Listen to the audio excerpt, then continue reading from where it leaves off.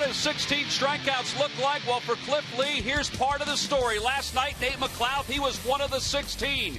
Lee had everything working. Fastball, breaking ball, cutter, and his pitches were keeping the Braves off balance for the most part. But here, Chipper Jones' line drive should have been caught by Jimmy Rollins. According to J-Roll, went into shallow left center field, a 3-0 Braves lead. Then it was up to Derek Lowe, who tossed 6 no-hit innings before Shane Victorino picked up the first base hit of the night for the Phillies in the 7th inning. Placido Polanco followed with a ground rule double, but it didn't matter because Derek Lowe and the Braves bullpen really shut down the Phillies offense. Eric O'Flaherty with runners on second and third picked up 3 straight strikeouts. Ibanez being the third. Then in the 8th inning, Johnny Venters picked up a couple of strikeouts. And then Craig Kimbrell finished off Ryan Howard and the ball game. And the Braves struck first last night against the Phillies. A 5-0 victory. Tonight, it's game 2 of this 3-game series here at Citizens Bank Park. Hi, everybody. I'm Tom McCarthy along with Chris Wheeler. Sarge will be around in just a little while. Very interesting game last night with Cliff Lee picking up 16 strikeouts, which he said was neat, but we lost. Well, tonight the Phillies will have to deal with the Braves' top pitching prospects. Well, this young kid is supposed to be really something. Julio Teheran, he's supposed to be a guy that has tremendous maturity for just a young guy. And here are some of the numbers on him. He was at AAA Gwinnett, which is right near Atlanta, Georgia, in 5 starts. Tremendous numbers, did not throw a home run ball. He's only 20 years of age. This will be it for him. They're going to send him back to AAA after this. He's from Cartagena, Colombia. And is, he's a phenom is what they say. And we'll see. He's going to face Kyle Kendrick here tonight. You know, part of a good Major League Baseball team is guys to step up, and Kyle is expected to do that tonight. Last year, he pitched a couple of really good games as a starter against the Atlanta Braves. This one was in April down at Turner Field, and he was really good. A little backdoor breaking ball to Hayward right there, and then he got a double play ball later on here off the bat of Troy Gloss, who was playing first base for the Braves at the time. Kyle was pretty excited after that, and he kept getting him out in that game, and the Phillies finally won it, and he did a really good job. In fact, throughout his career, he has pitched good baseball against the Atlanta Braves, so they're going to call on him tonight to do it again. Been a starting pitcher for the most part throughout his career. You see the numbers there as a starter. He is a fastball, slider, changeup guy, and he is being called on in a role that he hasn't been in so far this year, Tom, but it's certainly nothing that he's not used to, and they expect him to be able to go out there, give him 65, maybe 70 pitches. How many innings that is, we'll see, and do a good job. Yeah, Kyle Kendrick said yesterday we were talking to him about starting today. He said, I think I can go at least 5 innings, and Vance Worley will be behind him in the bullpen to give the Phillies a little depth. So it's game 2 of this 3-game series. Last night, Brian McCann came into the ballgame with just 1 double. He had 2. Plus, the Braves played a little defense behind Derek Lowe. The starting lineups at first pitch when we return.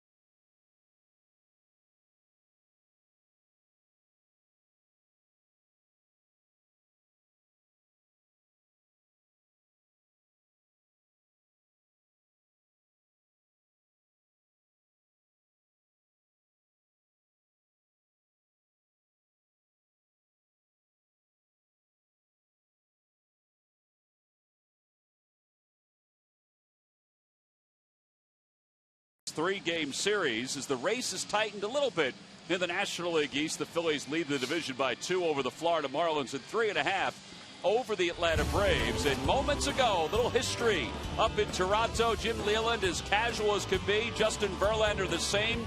His second career no-hitter. He got Rajai Davis on the breaking ball, the curve, for the strikeout. And look how casual he was, hugging his catcher, that his teammates just swarmed him. Well, he's done it before. That's true. You know, they always act like you did it before. Well, he did. He had done it before. How about in the 9th inning, he hit 100 on the gun with 2 different pitches, hit 99 on another one. He threw 108 pitches, so congratulations. A little adrenaline rush working. Just a little bit. Well, here we go. Top of the first, Martin Prado will dig in against Kyle Kendrick, making his first start of the year for the Phillies. And here's the first pitch of the night. In there for a strike, and it's no balls and 1 strike. Well, Justin Verlander, second no-hitter of his career. Second no-hitter of the season. Francisco Liriano pitched a no-hitter earlier this week. He walked 6 in that game. Verlander, I think, just walked 1. Yeah, 2 in 1 week. That's sometimes what happens with no-hitters. All of a sudden, you start to get a few of them, like in a month. Last year, remember, they almost had all those perfect games. Yeah. Dallas Braden, and then, of course, Roy Halladay. Yeah. A 1-1 pitch to Prado. Hit towards second. Easy play for Pete Orr. 1 away here in the first. Let's take a look at the rest of the Braves lineup. It's brought to you by Xfinity, only from Comcast. After Prado, it's Jason Hayward, then Chipper Jones and Brian McCann. Dan Ugla bats 5th. Freddie Freeman hits 6th. And the bottom third of Gonzalez, McLeod, and Tehran. Julio Tehran making his major league debut. And they will face Phillies right-hander Kyle Kendrick. Kyle making the emergency start here tonight as Roy Oswalt is on the disabled list. Starting, certainly nothing new to Kyle, although this year you see those numbers have all been in the bullpen. A 2.08 ERA and good career numbers against the Braves. Scouting report on him, tries to throw that sinker ball. He's a ground ball pitcher, has to mix in changeup and slider. Good numbers lifetime against Atlanta. 5-1 against the Braves, as you saw last year. He was 1-0 in 3 games, but had an ERA of 1.35 against the Braves. 1 ball, 1 strike, the count to Hayward. That one just missed off the inside corner. 2-1. Hayward overall hitting .239. Excuse me, Wills. That's right. Kyle, of course, you see the numbers from Hayward against the Phillies. Kyle has always had problems with left-handed hitters, although this year a little bit better. Lefties this year are 1 for 17 against Kendrick. Well, let's make that a lot better. Not a little bit better, a lot better. Yeah, they're only hitting .059 against him. 2-2 the count to Hayward. And the pitch. He's trying to get that inside corner. He got it once. It didn't run back there, and it's 3-2. Well, he's pitching around a staff of guys that are able to run fastballs, so you know he's trying to do it too. Chipper Jones waits on deck, and the count is full to Hayward. In the air to straightaway center field. It's become windy here over the last hour or so, and the wind brings that into short center. And it's certainly a pitcher's wind here too, because it's blowing in.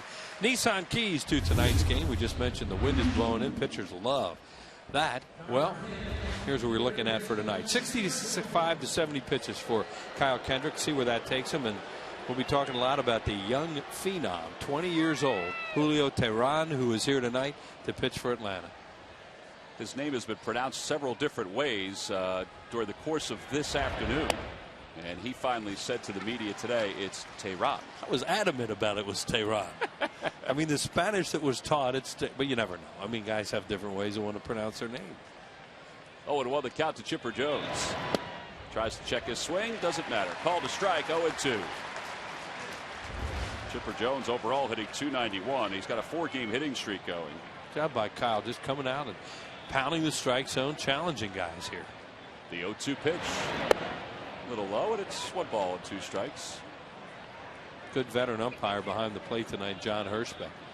The long-time American League umpire, and of course, there's no such thing anymore. They're just Major League Baseball umpires. It's a veteran crew aside from Barry over at third. Swing and a miss. He got him on a changeup. Boy, that's some dandy pitching by Kyle Kendrick here at the top of the first. The Braves go down in order. A ground out, a pop out, and a strikeout of Chipper Jones. After the Braves are set down in order, it's the Braves nothing, the Phillies coming up.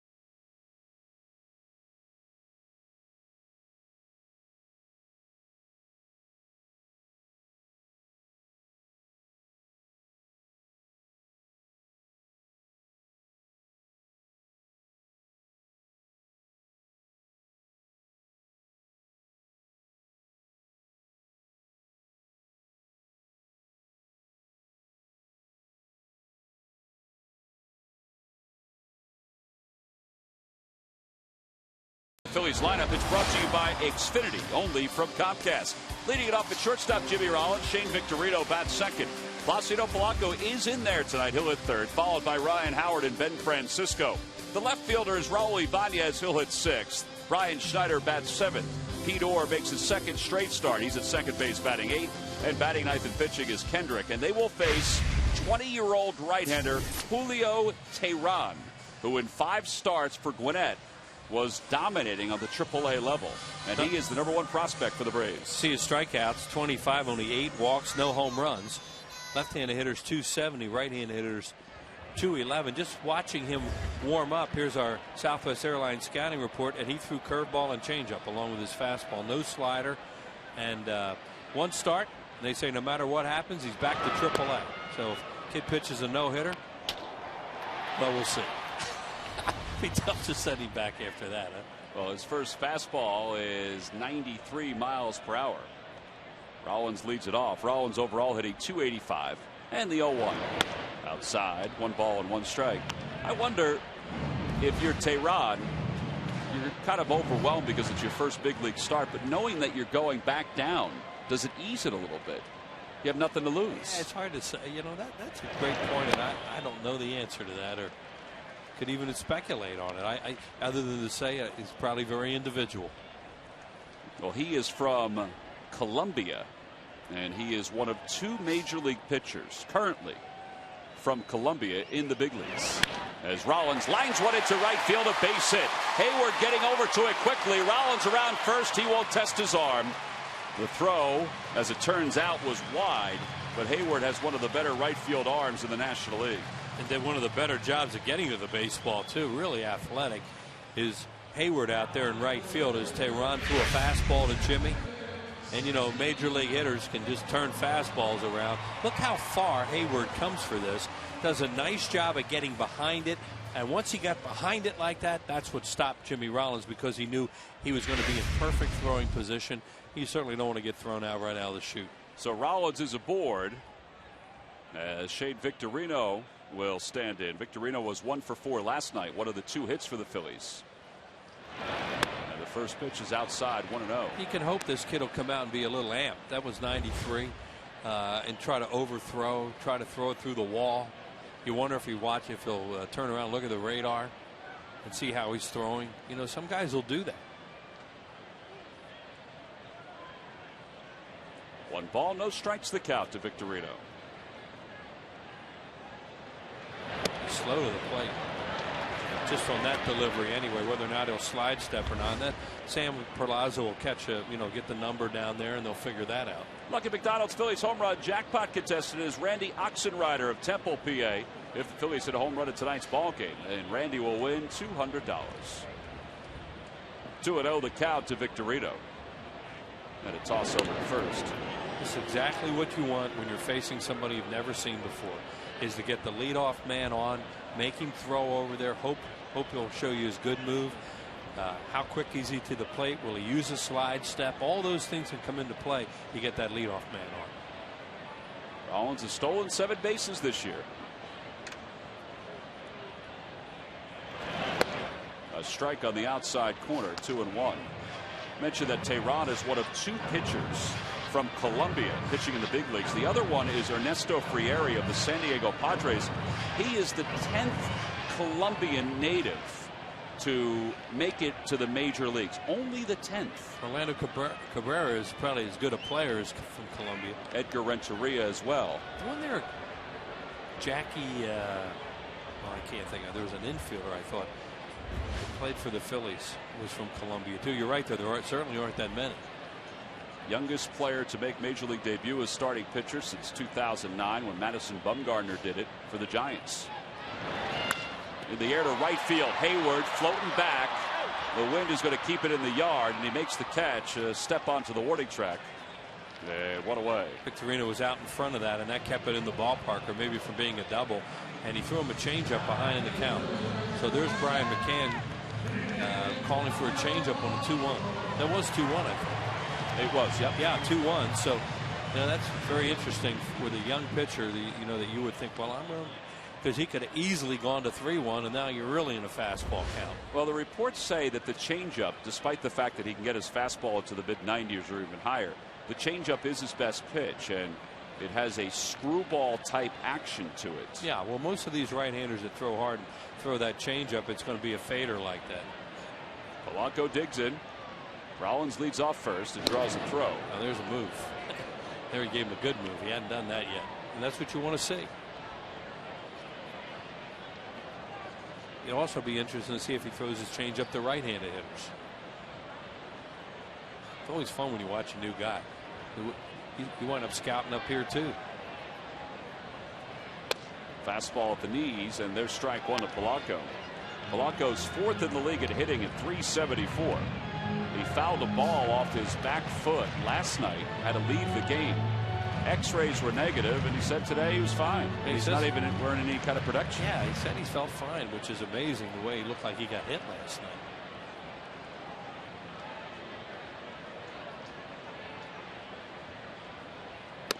Inside, 1 ball and 1 strike. Well, so far he's topped off at 94. Whether or not he can amp it up more than that, we'll see as the game goes along. Different stories about Tehran, who, as we said, is the top prospect in the Braves organization and number 10 in all of minor league baseball. Different reports say that when he gets in trouble, he can get it up to 97. Or when he really wants to fire one and surprise a hitter. Oh, that's nice. Kind of like Verlander today in the 9th inning, hitting 100 miles an hour on his fastball. Yeah, he was probably a little juiced. Youngest Braves pitcher to make his major league debut since 1990 when Steve Avery did it. The 1-1 pitch. Down and away, 2 balls and 1 strike. Well, so far this is the first right-handed batter he's faced, and now he threw him a changeup. So you would think that a guy that likes his changeup as much as he supposedly does is going to throw it right-handed and left-handed hitters.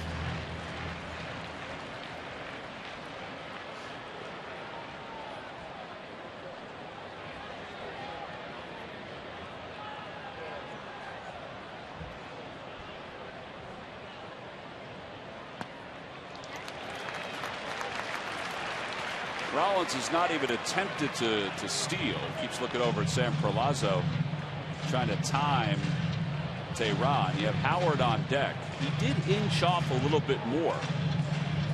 Well, this is a potential running count too, not to steal a base, but to run on the count. So we'll see whether or not they do it. 3-2 is they will run them if they get to that. 3-1 the count to Polanco. He doesn't go, and the pitch is lined to straightaway center. And McLeod is there as he goes back a few steps for the second out. So 2 outs.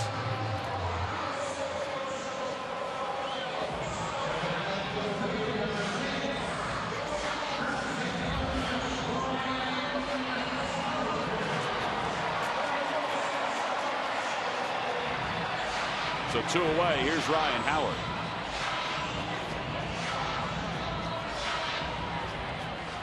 Howard last night was 0 for 4.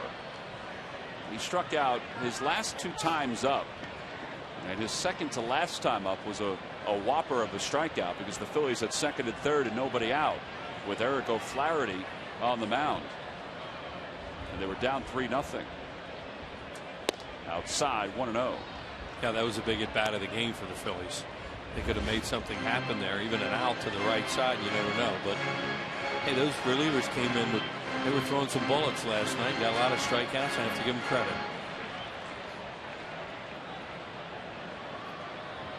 Rollins a 3-step lead off first. 1-0 the count to Howard. And a breaking ball, and it's in there for strike 1. It's his first curveball.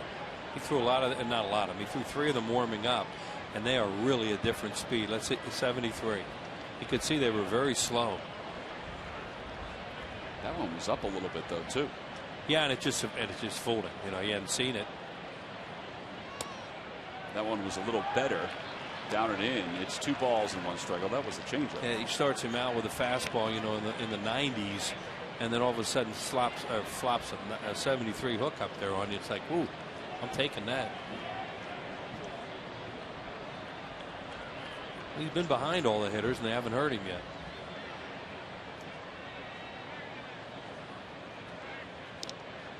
Rollins back easily. We'll see now if Brian McCann goes off speed again. Behind in the count the way he did with Victorino when they threw a changeup. Well, he looks young. Signed with the Braves for $850,000 at the age of 16. Fastball. Yeah, didn't want to get behind him there, I guess. Even more than he was.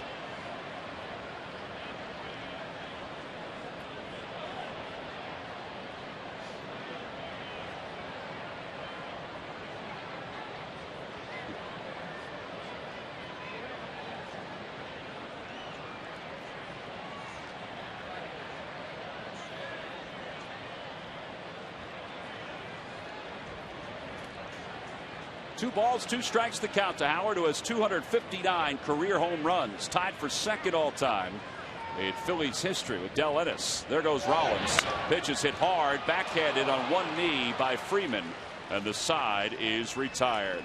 No runs, 1 hit, 1 man left. We go to the second. Braves nothing, Phils nothing.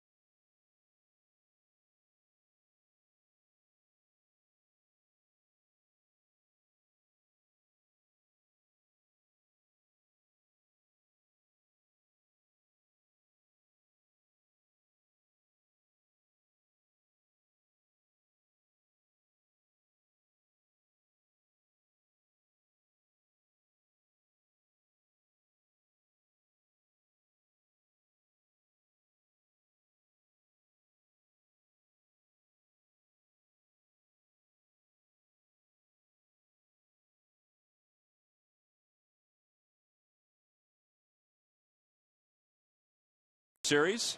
During the 2011 season, Turkey Hill will contribute $100 for each Phillies victory and 5 cents for each carton of Phillies Grand Slam ice cream, sold to support the Phillies youth baseball and softball programs. Brian McCann will lead it off here at the top of the second against Kendrick. Pretty good numbers against Kendrick during his career. He's 7 for 23 against him. And he loves to hit in his yard. He's really been successful here. I don't think he thought that was a strike. He's talking to Hirschbeck with his head down. Good idea if you're a catcher. McCann has hit in 7 straight. Broke his bat. That one's off the end of his bat. Rollins is out there. 1 away.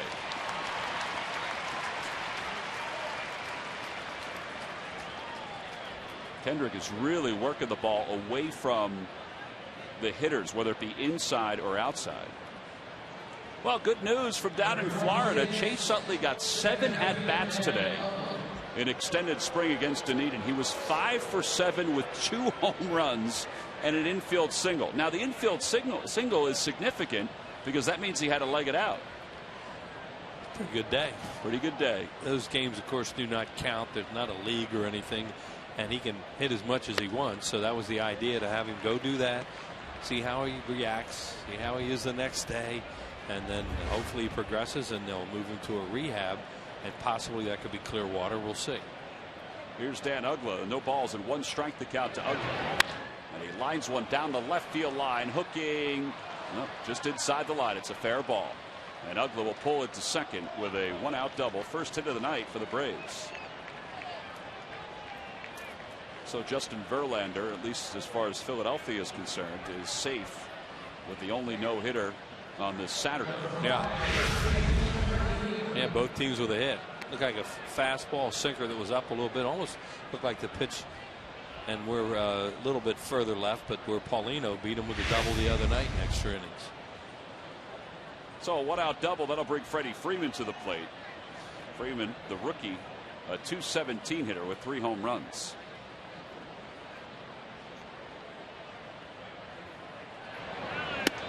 Inside, 1-0. The other thing about Utley is that, Chase will take tomorrow off because tomorrow is an off day for the extended spring teams, and then he'll play again on Monday.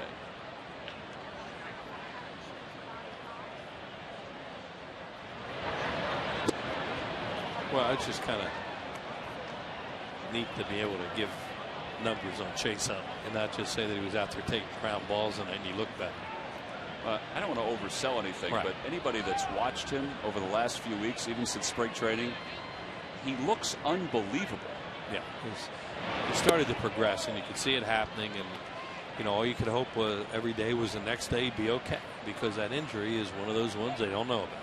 Well, and physically, I don't know if you agree, Wheels, but yeah, he looks. I mean, he's always been in great shape, but he just looks bigger and stronger than he has ever looked. Well, he hasn't played any games yet. Freeman takes a 3-0 fastball for strike one. He beats himself up, and he hasn't played a game since October.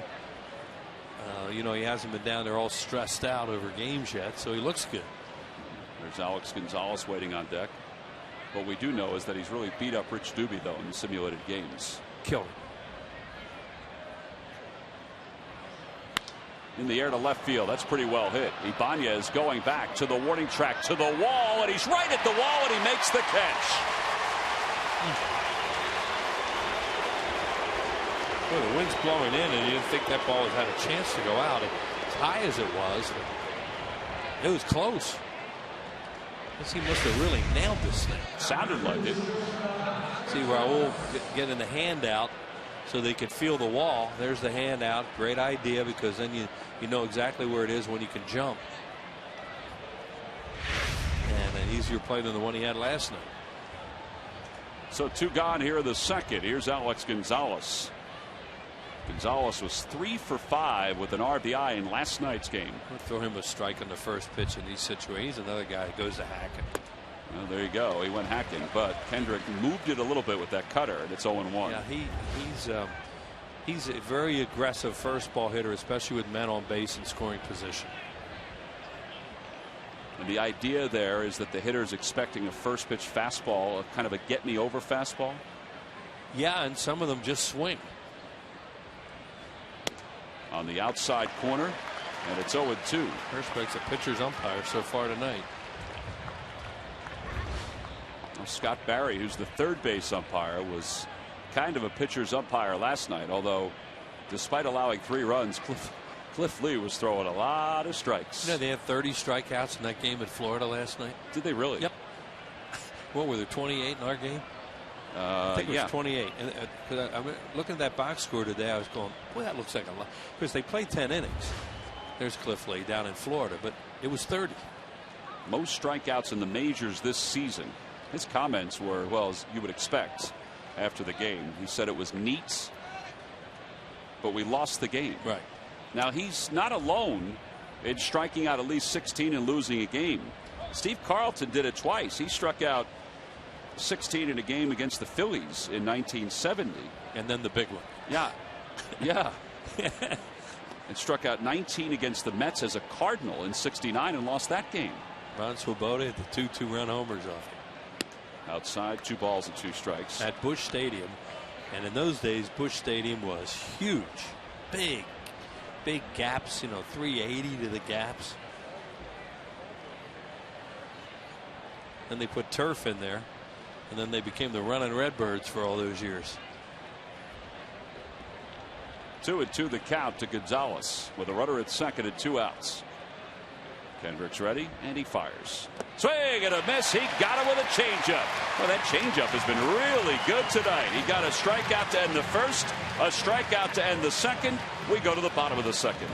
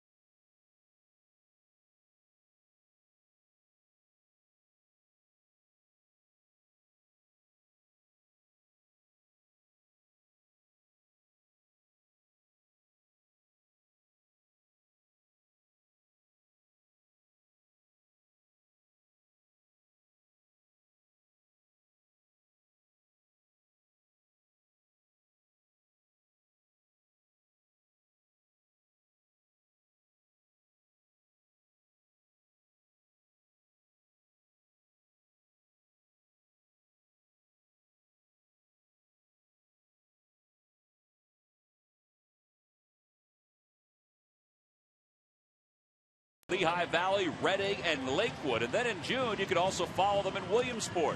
All 4 minor league affiliates are close to Philadelphia and easy to visit. Enjoy a fantastic ballpark experience and games all summer long. Visit Phillies.com/minor leagues for more information and to order tickets. In fact, down in Lakewood tonight, Wheels, if you didn't want to go see the Blue Claws play because they are on the road, you could have watched 38 Special perform down in Lakewood. What's their biggest hit? Now you put me on the spot. I'm sorry, because I don't, you know. I've seen them in concert 3 times. Okay, I just wanted you to give me one of their songs, because I heard you talking. Hold on loosely. Thank you. I heard you talking about them today, so I didn't think I'm sorry. I didn't think I was throwing you a slider. I saw them a couple of times in Trenton at Waterfront Park. Okay. Where the Reading Phillies will be next week, and they put on a great show. Yeah. Good guys. Ben Francisco leads off the second. Francisco, a 245 hitter. Outside with a fastball. They hit some balls hard off Tehran in the first inning. He pitched behind in the count, but to his credit, got him out. Victorino hit a ball hard. Jimmy did. Polanco hit the ball hard to center, and the last out by Ryan Howard was right on the nose. So no matter how good you are and how good your stuff is, you pitch behind, you'll get hurt eventually. Francisco 0 for 2 in last night's game. And he takes a fastball inside, 2 balls and 1 strike. And right now, for example, he's at 11 balls and 10 strikes. but would you expect as the game went on that he would settle down more? I hope he doesn't. But we'll see. You know, you're 20 years old. You know, now they just had him throw an off-speed pitch 2-1 again. And, you know, sooner or later that stuff can catch up to you, too. That was a changeup that he bounced. So every hitter he's been behind so far. 3-1 the count to Francisco. 4 home runs, 18 RBIs. Outside, ball 4. The Phillies have their second base runner of the night.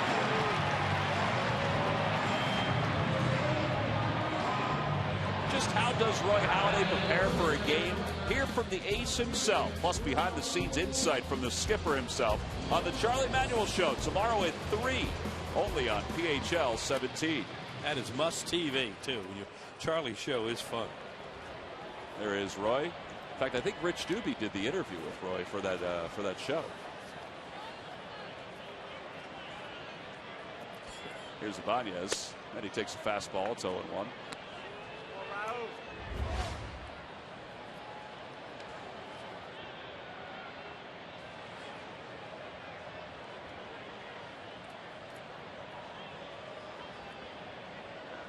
Big hole in that right side now.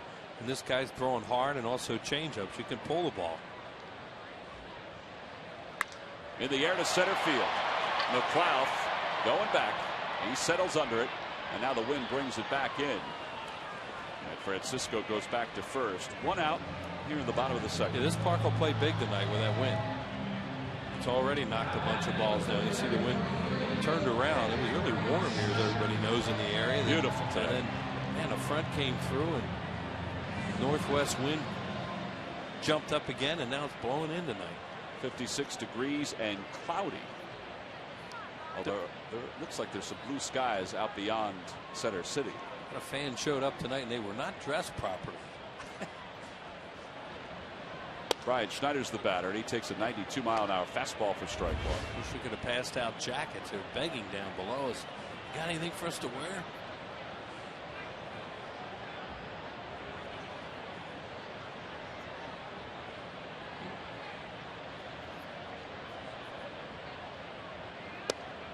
One ball, 1 strike to count. Bryant was 0 for 3 in last night's ball game. His average was 171. He had a big home run in game 2 of the series down in Atlanta when Roy Oswalt was on the mound for the Phillies.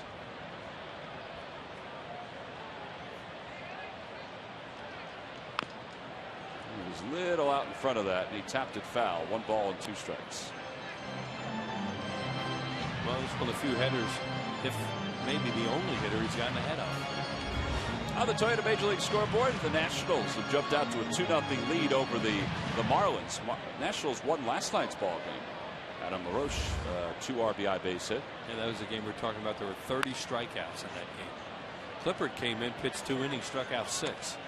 He didn't pitch at all in the series against the Phillies when they were here. In fact, the Phillies didn't see Drew Storen. There have been a lot of games this year where the Phillies a lot of series where the Phillies just haven't seen the other team's closer.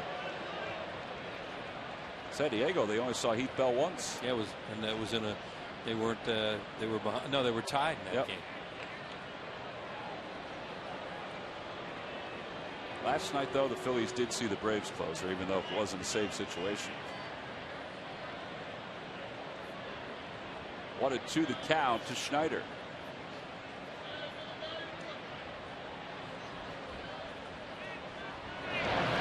Back toward the middle, under the glove of Uggla, into right center field. Francisco around second, easily to third.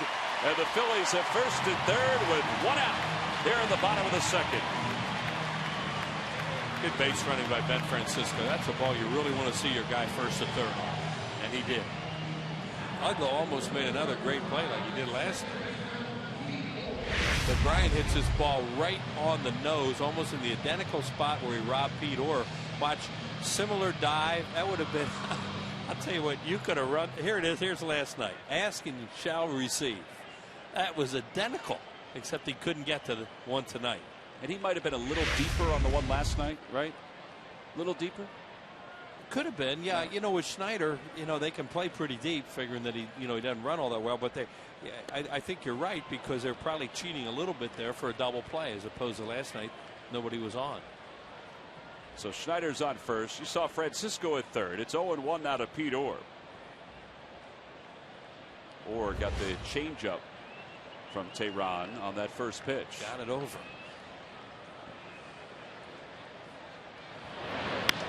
On the hands, a foul ball just beyond the third base dugout. 0-2.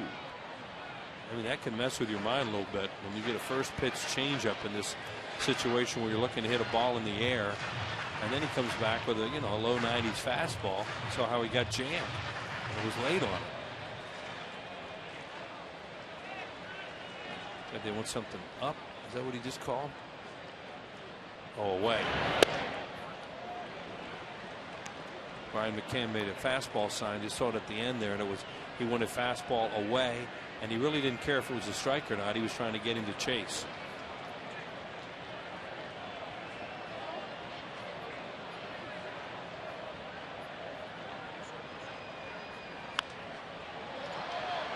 That'll be back over the Braves dugout.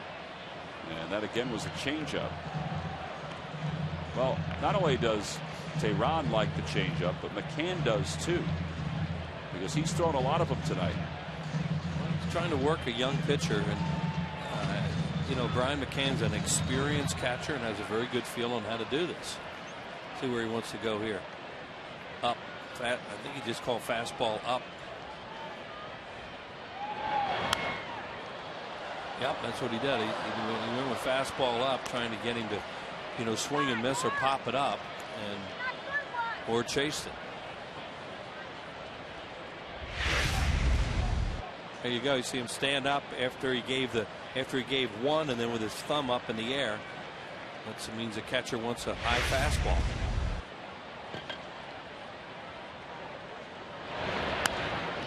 This time he went back with a changeup. His eyes were up, so he went down and away, and it remains 1 ball and 2 strikes. Pretty good way to pitch for any pitcher, if you're capable of doing it. And McCann will go out and talk to Tehran. Now what they mean by that is, sometimes a catcher will set up a hitter for the next pitch, where he'll throw the high fastball, thinking, all right, if I don't get him, his eyes will be up looking for a fastball upstairs, and we'll go down and away, and he won't be quick enough to react. Right. Exactly. And or if he does react, he'll hit something weak and we can get an out on it. Braves set up for 2 with runners on first and third and 1 out. And Orr takes it inside. It's 2-2. Oh, with a breaking ball then. Good play by McCann. They're really working hard right now. Pete Orr's having a heck of an at bat. He has seen his whole arsenal. See where they decide to go now. They don't want to walk him, even though they have a base open, but because there's only 1 out, and then you're thinking, well, Rollins is still going to get up. Bouncing ball, just foul. Nice play off the carom. Backed up curveballs.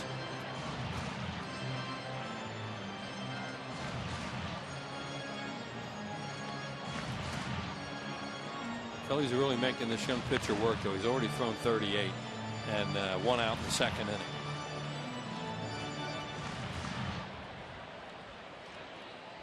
Fastball in.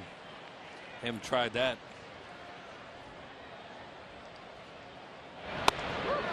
3-2 the count. 95. That was the hardest one he's thrown tonight. And he just doesn't have that kind of command. You see how he missed his spot by 2 feet and up. He was supposed to be fastball in. Let's see what he wants to do here. 3-2. This is a heck of a chess match going on. Schneider a short lead off first. Francisco off third. The 3-2.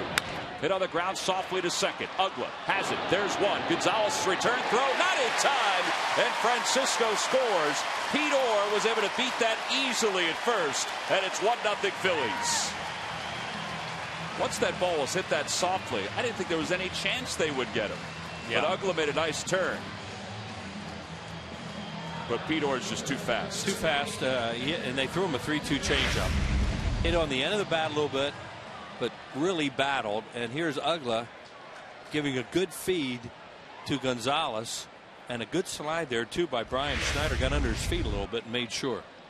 So now Kyle Kendrick, who's a good hitting pitcher, and he got a breaking ball on the first pitch. That says his fastball. That looked like it cut pretty good. Yeah, it moved away from him, but he was moving. He was moving away from the ball too, as Kyle. Can't blame him.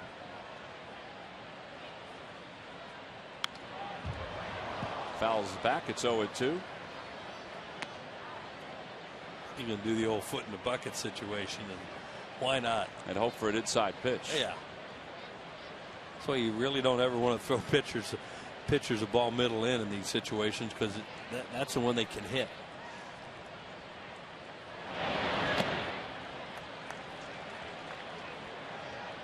Guy's got a little bit of a hook in his delivery, a little bit of a hesitation, a little funky. Be interested to talk to players later and find out whether or not he's easy, hard to pick up, in between, because he has some deception in his delivery. Kendrick rolls it on a few hops to short. Gonzalez throws him out, and the side is retired. But the Phillies do get a run on one hit. They leave one. We go to the third with a little 38 special. 1-0 Phils.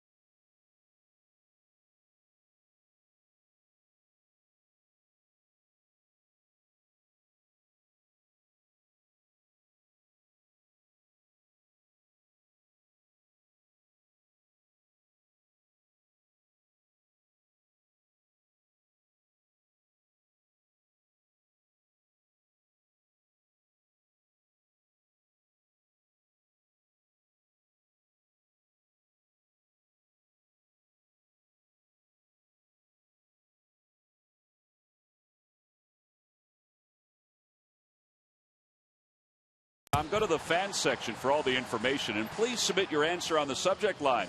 Wills, the question is, what player turned the only unassisted triple play in Atlanta Braves history? The answer will be revealed in the 7th inning.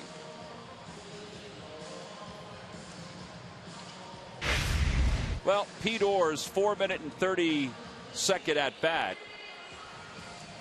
in time has given the Phillies a 1-0 lead. It was an 11-pitch at bat. Great job by Pete Orr, because like we said, he saw the whole arsenal. They tried everything.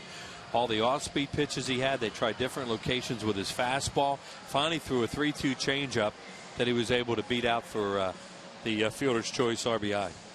So he's contributed tonight. The Phillies have a 1-0 lead. So Kyle Kendrick will face 8, 9, and 1.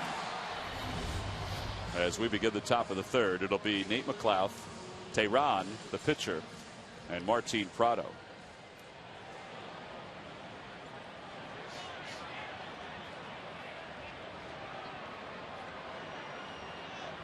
Quick conversation between Kendrick and Jimmy Rollins.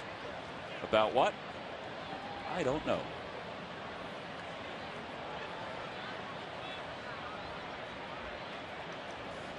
McLouth overall hitting .270. And he shows bunt, and he takes it outside. It's 1-0. Could have been anything baseball-wise. It could have been reminding Kyle that McLouth could bunt, asking him maybe what his approach is going to be quickly with McLouth. Yeah.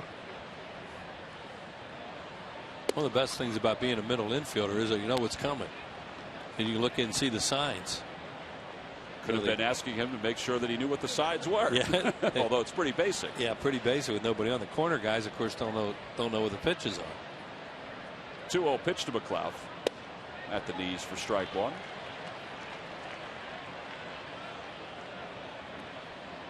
McLeod was 0 for 4 in last night's ball game, but he's hit well since the calendar flipped to May.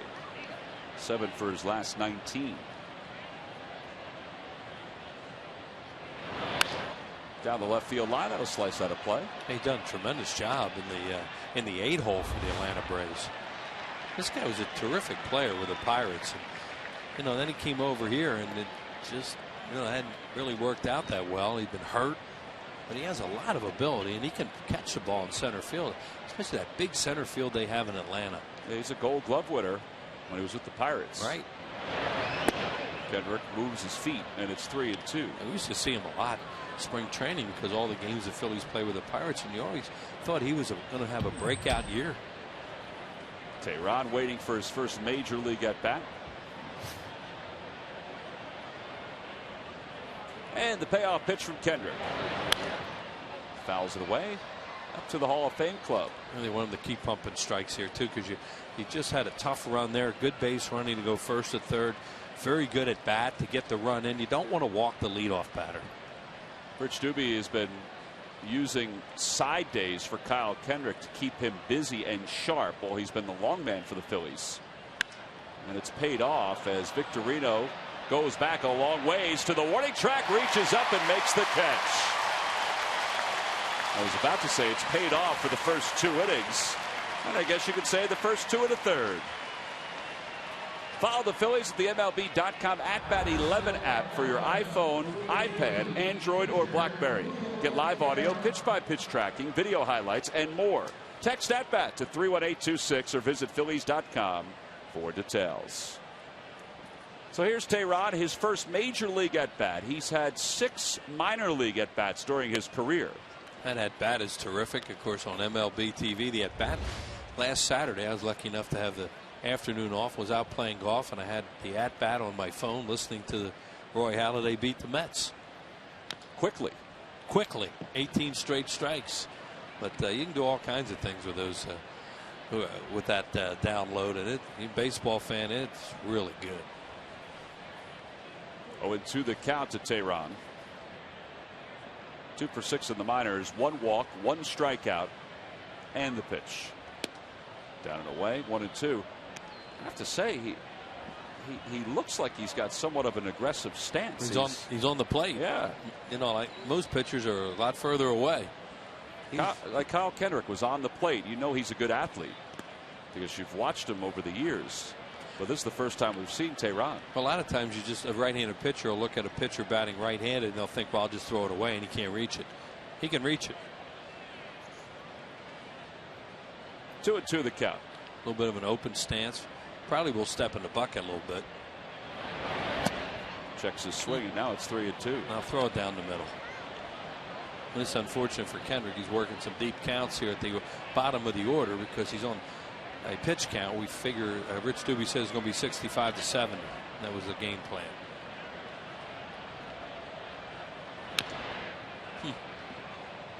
Yeah, he's a good athlete.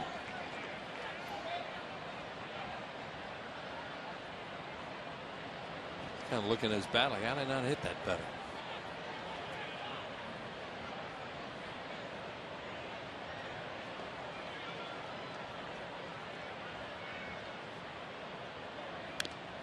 Fouled another one off. This is what you don't expect now. The little things that come up in a game when you're trying to get a guy through X number of pitches or innings, that the pitcher comes up there and gives you a tough at bat in his first major league at bat. 3 balls, 2 strikes the count to Tehran. Swing and a miss. A strikeout for Kendrick, his 3rd of the night. And there are 2 outs. That was an 8-pitch at bat for Tehran. Right. Well, Kyle Kendrick this year, I think, has looked good in his role as a long reliever. Tonight, in 2 2/3, aside from the last 2 batters, he's really been kind of aggressive out there. Very aggressive and working quickly, because when he A lot of people feel that when he gets in trouble is when he really gets in trouble because he slows it up so much. Here's Prado, who grounded out his first time up, and he takes a fastball for a strike. Only had one base runner so far, so it isn't like he's been in the stretch a lot either. I think guys like Cole Hamels, Roy Halladay, Cliff Lee, they work quickly. I think Joe Blanton, it has to rub off eventually. It should. Another grounder to second. Big hop for Pete Orr. And he throws out Prado. A 1-2-3 inning for Kendrick. It's his second one of the night. So he's through 2.5 here in Philadelphia. It's the Phillies 1 and the Braves nothing.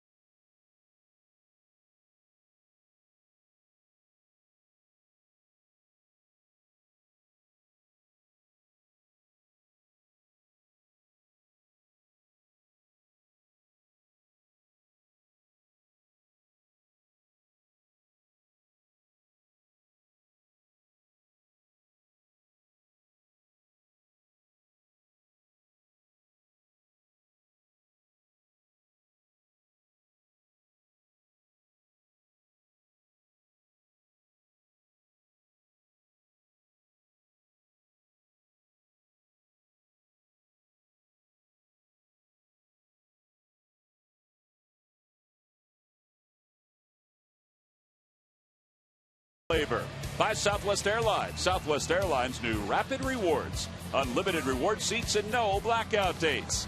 And by the Quality Plus Ford stores. That marquee that you just saw behind the billboards, that marquee has been up for a long time. In fact, it was up when the vet was up. And it's still seen from behind home plate or where that youngster is sitting. There's that marquee we're talking about. It has kind of that old Phillies logo on it. Out in the parking lot beyond the left center field wall here at Citizens Bank Park. And you come over the Walt Whitman Bridge. It's one of the first things that you see and we have seen for years here in South Philadelphia. That big marquee. That and the hotel beyond center field. Those are two of the sight lines.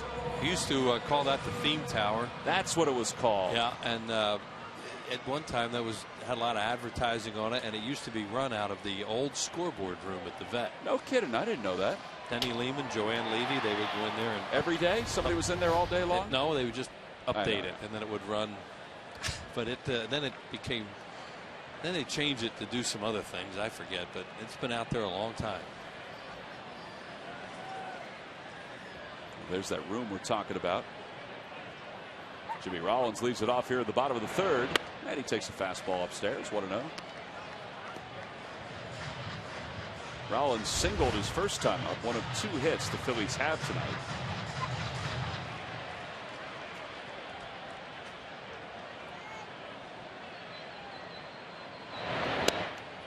And it's 2-0.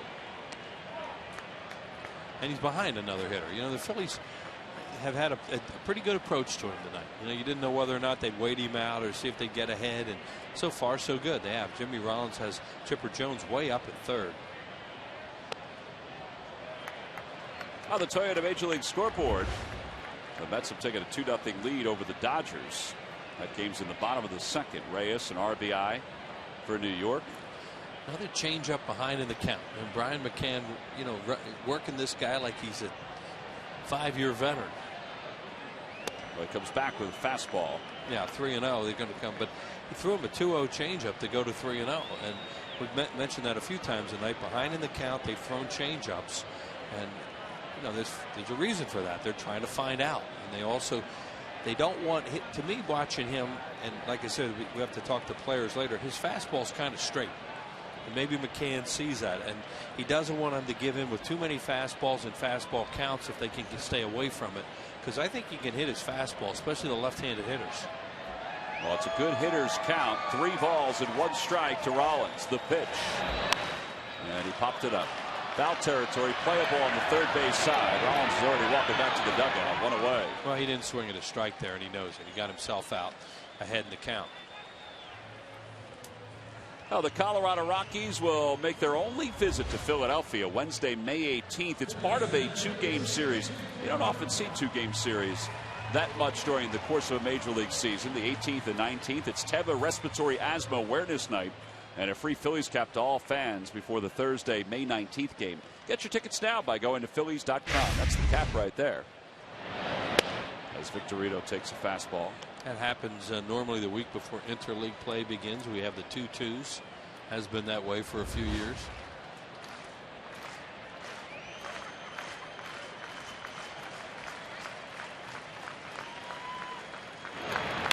Victorino hits it in the air to left. Playable for Prado.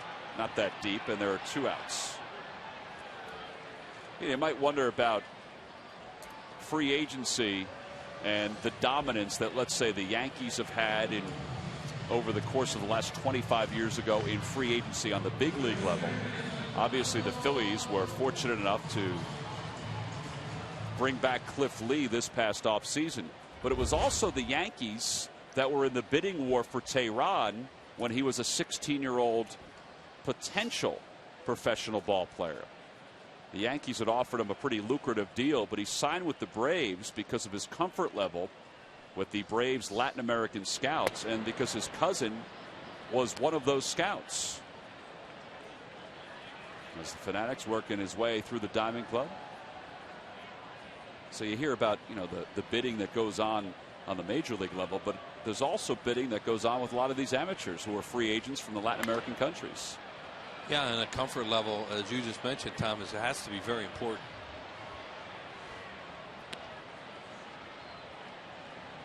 Oh, and to the count to Placido Polanco.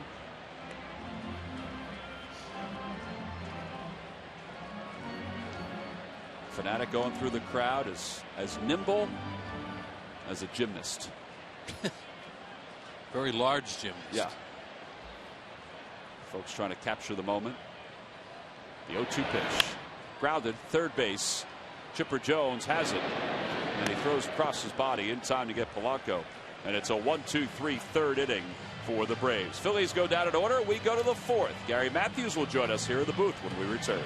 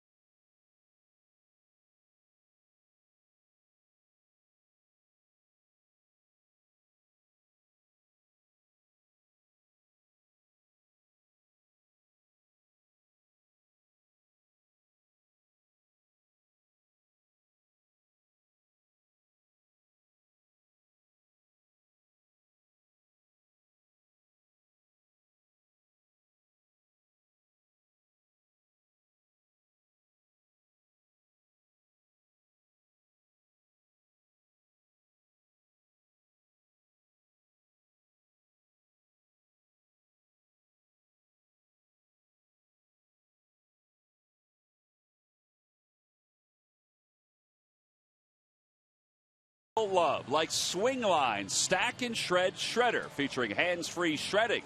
Who but WB Mason? Well, we go to the top of the 4th. 1-0 Phillies. Well, we have seen some pretty good pitching tonight. First and foremost from Kyle Kendrick, who has only allowed the double by Dan Uggla. That's it, Sarge, and he's been right around the strike zone. Yeah, he's been mixing up his pitches there. He's getting some sink on the ball and right around, not pitching over the heart of the plate. Kyle can't get away with that, but I'm impressed so far, and hopefully he'll be able to keep that out. Pitch count is down. Well, he's thrown 44 pitches. This is the 45th of the night. And we bring up his pitch count because they've mentioned that he's probably going to be between 65 and 70 pitches. Vance Worley is available in the bullpen tonight because Joe Blanton is scheduled to make the start on Monday. So Worley is okay to pitch out of the pen. So they've got an extra arm that's stretched out in the bullpen. Yeah, well, Kyle, too, doesn't want to pitch behind in the count. Want to make sure he gets the ground balls. When he's getting ground balls, that's when he's at his best. He really wants them to put that ball in play. Oh, Hayward on the 2-0 pitch puts it in play, and a sharp ground ball right at Orr, one away. Well, there is Joe Blanton, who is recovering from a little elbow soreness. Brad Lidge, who's next to him, has been throwing on flat ground. That's the good sign. Cliff Lee, well, you know what he did last night. Phenomenal effort. 16 strikeouts. There's Chipper Jones. Takes one outside. 1 ball and no strikes.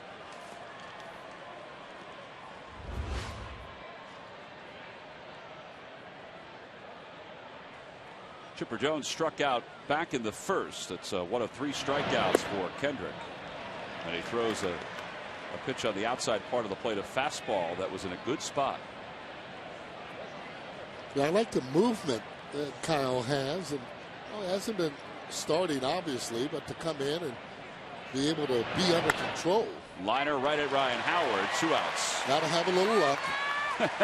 This game is a lot about luck, isn't it? It is. Well, host your next corporate or social event here at the ballpark. The ballpark offers a variety of unique spaces and on-site catering available year-round for many types of functions. You have tours, Fanavision usage. Call the special events department at 215-218-5100 or visit Phillies.com/special events for more details. 2 gone here in the 4th. Here's Brian McCann.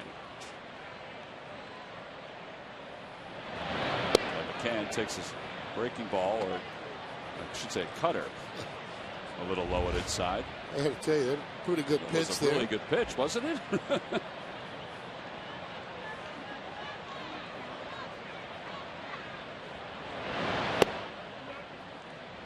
Kind of startled me that it wasn't called a strike. Yeah, there are a lot of times, though, good hitters, they'll get the benefit of the doubt by a lot of the umpires just because of their reputations for not swinging at a lot of balls.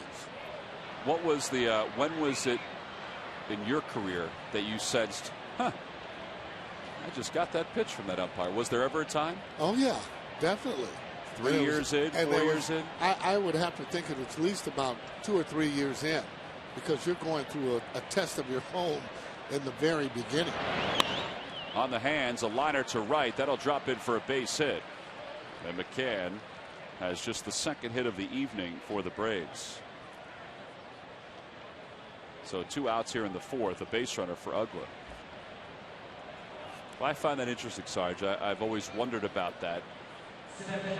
When does the respect come, not from your teammates, not from the other team, but from the other participants in the game, like the umpires? Yeah, and it depends how you talk to the umpires. I mean, obviously, if you have a beef, you got to make sure that you say it in a way where you're not embarrassing that umpire or rounding up the fans to get on them. Usually, you can just put your head down and talk about the ball was outside or that ball's a little low.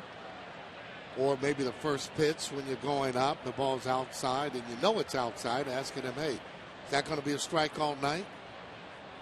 Want to know the count to Uggla. And he takes a changeup inside, 2-0. In this day and age, a guy like Adrian Gonzalez from the Red Sox, you know, if he takes a close pitch, the umpire says, all right, he usually has a pretty good eye. Or back in your day, Joe Morgan was that kind of guy. Good example, and Adrian Gonzalez is a good example too, because now the umpires are in a situation where they're in both leagues. So Adrian would know all of those guys. Yeah, he's squeezing Kyle on some of those pitches. 3-0 the count to Uggla with a runner at first. And he got the green light, and he whacks it to straightaway center. Victorino on the run, and he's there to make the catch. Victorino a couple of steps from the wall, puts it away, and Dan Uggla and the Braves are retired here in the fourth. That one wasn't hit that high. He had to cover a lot of ground in a very short period of time, and he did to send the game to the bottom of the fourth.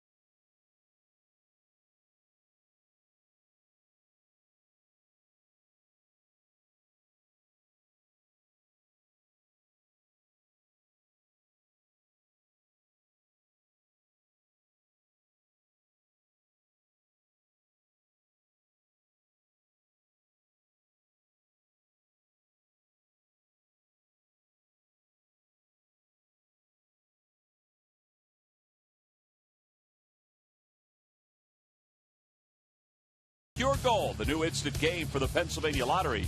Must be 18 years old or older to play. Please play responsibly.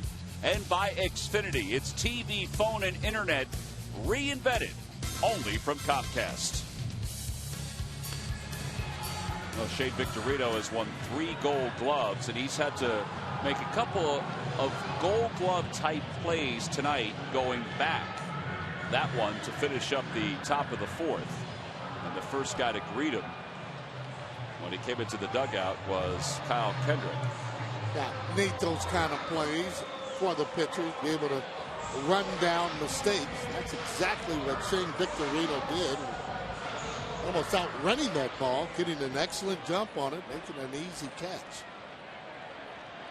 So now we start the bottom of the fourth. The Phillies have managed one run on 2 hits against Julio Teheran, the #1 prospect in the Braves organization, making his major league debut. And he starts Howard off with a breaking ball. It's 1-0. Right, 20 years old to have this type of composure is just uncanny. You know, regardless of what he does, this will help him out from this day forward. If he has a great outing, he'll be able to go back and say, I know I can pitch in the major leagues. And if he has a bad outing, he'll be saying, well, I got a little bit more work to do to work on whatever pitches he was having problems with. 2-0 pitch to Howard. In the air to right center field. That's crushed. Jason Hayward going back. He'll just take a look. Number 260 for Ryan Howard. And he's just made this a 2-0 game.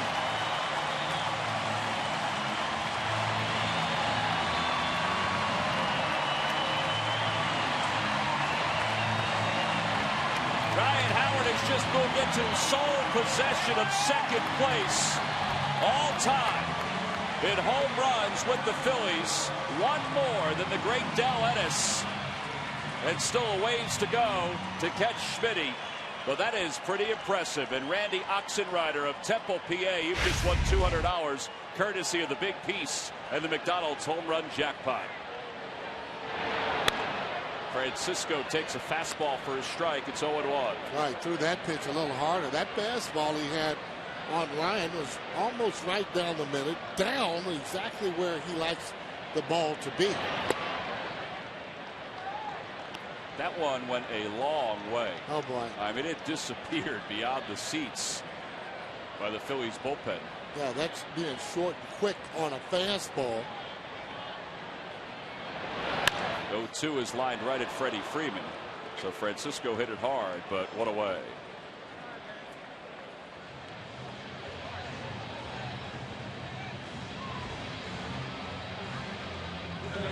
Now take a look at this home run. Watch where the pitch is. It's got to be down. See that down, and that ball did not move inside. Short and quick. Ryan knowing that ball's out of there, and just the sound of the ball, you know it's going a long way. Now Ibanez, who flied to center his first time up, takes one on the outside corner. It's 0-1. Done that the last 2 times up. Took a fastball right down the middle.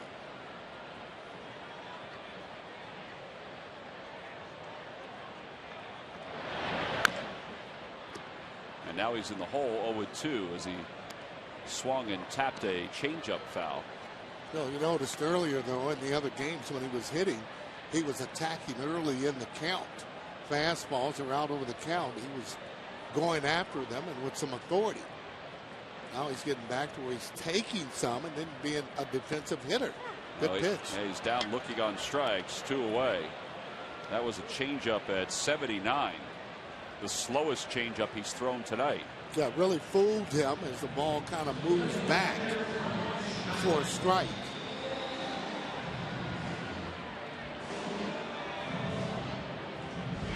Taking a look at the pitch. Great location. 20-year-old. Now look how the ball moves back. Clearly a strike. Ibanez giving up on that pitch. Now Schneider has to move his feet in a curveball. It's 1-0. Schneider singled his first time up, and that helped the Phils to a 1-0 lead. Because Ben Francisco went first to third on the single to right center.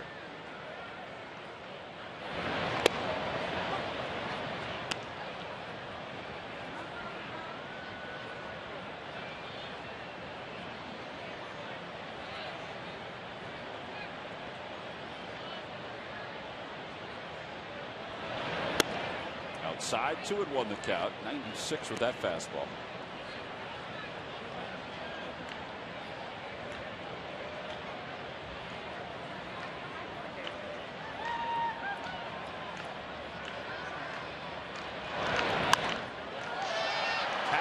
Pop-up around the plate. McCann off with the mask. Back toward the screen, and he makes the catch. And the side is retired. But Ryan Howard gives the Phillies an extra run. A long home run. It was a record breaker. Number 260 for his career. This one landed inside the Phillies bullpen. We go to the 5th. It's 2-0 Phillies.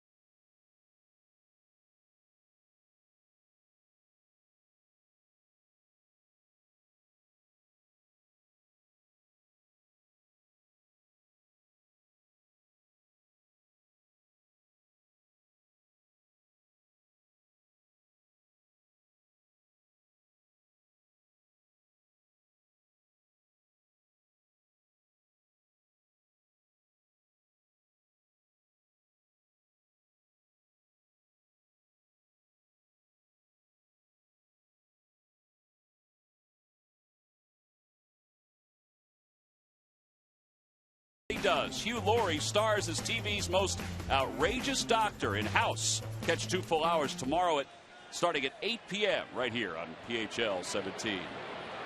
Oh, it has started to rain here at the ballpark.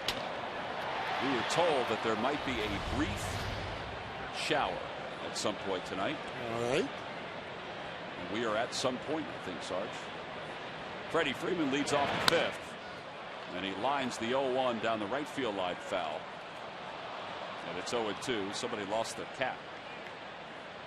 Yeah, Freddie Freeman not hitting for average right now. He's one of those other young players in the Braves organization. Eventually, though, he will hit. Time for the poncho, Sarge. Of course, you got to figure out how to get him open, then get him on.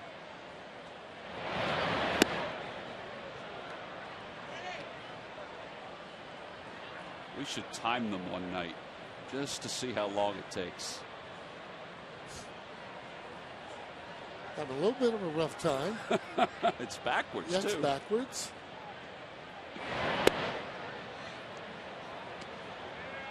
Can't be fun at the old ballpark, Sarge. Oh, no, you can't. Very nice, very nice. Let's see if the young lady to the left learned from her friend. A little help. 3-2 the count now to Freddie Freeman.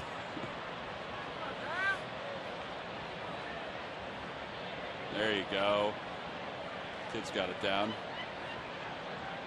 They live for this stuff. Oh, boy. For a lot of the folks, once they get it on,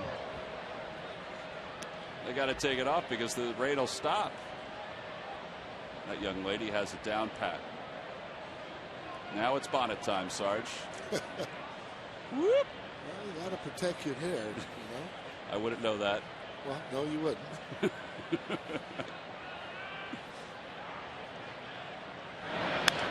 Another foul ball by Freeman. And it remains 3 balls and 2 strikes. Nobody out, top of the 5th. Phillies up 2-0. That lady was trying to decide whether she should put a poncho on or not. Well, it looks like the rain's starting to stop some. Not as hard. Ball 4 and Freeman's aboard. That turns out to be the first walk issued by Kendrick tonight. And here it is, the top of the 5th, and it was his 66th pitch. Well, forget the poncho. Old reliable, Sarge. The umbrella. The umbrella. Yeah, well, that, you know, when you have the umbrella, though, you impede someone else's vision if they're right behind you. That's why you want to use the ponchos. I'm with you on that. Keeps the water off of you. And obviously, some umbrellas are a lot larger than the other ones. Here's Gonzalez with a runner at first, and he swings at the first pitch and pulls it foul. And it's no balls and 1 strike. My feeling is, Sarge, that if you're out there, if you're wet, well, yeah, it's just not fun looking at the game if you're soaking wet. You'd rather be dry. Drinking your favorite beverage.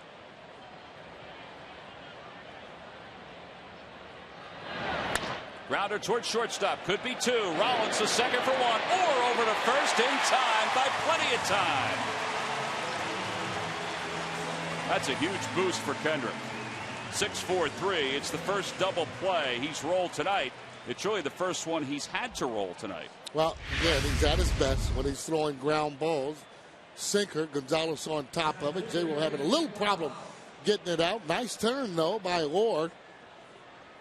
There it is. Little bit of trouble, but Orr just turns that and gets right out of the way. Well, you know you're going to get hit in that situation. He stays right in there because he's moving, doesn't really get hit with that solid blow.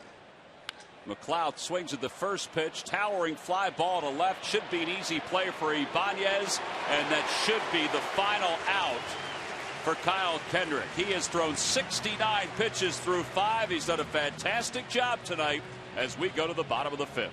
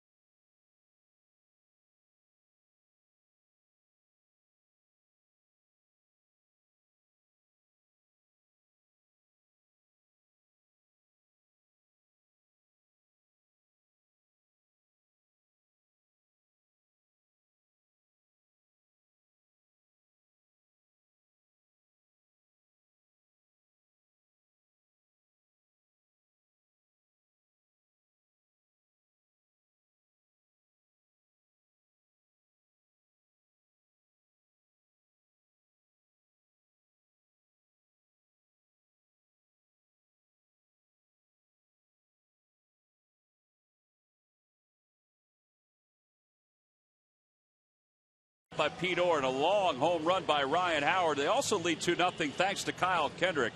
Kendrick has pitched wonderfully tonight. He's retired the Braves in order twice, and every time the Phillies retire the opposing team, 1, 2, 3, Comcast will make a contribution to Phillies charities. Phillies baseball is brought to you by the Xfinity HD Triple Play, your complete lineup for digital TV, lightning fast internet, and home phone. Kendrick's night is probably done, as we said. That last out that was recorded by Ibanez will put a close to 5 innings, 2 hits, and no runs. Vance Worley had been loosening up, but J.C. Romero is up and throwing now in the pen, and Michael Martinez is in the on-deck circle to pinch hit for Kendrick.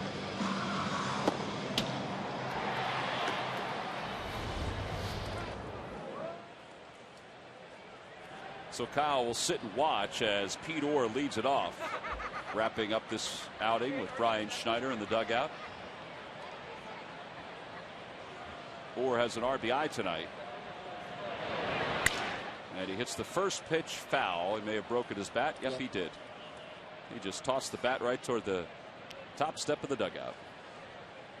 Yeah, you got to give him a lot of credit for driving in that first run, and largely due to the speed that he has and really making contact. Hit that ball to the left side. Ugler picking it up, but very difficult to double up Pete unless that ball's hit hard right at the fielder. The 0-1 pitch. Fouled back again. 2.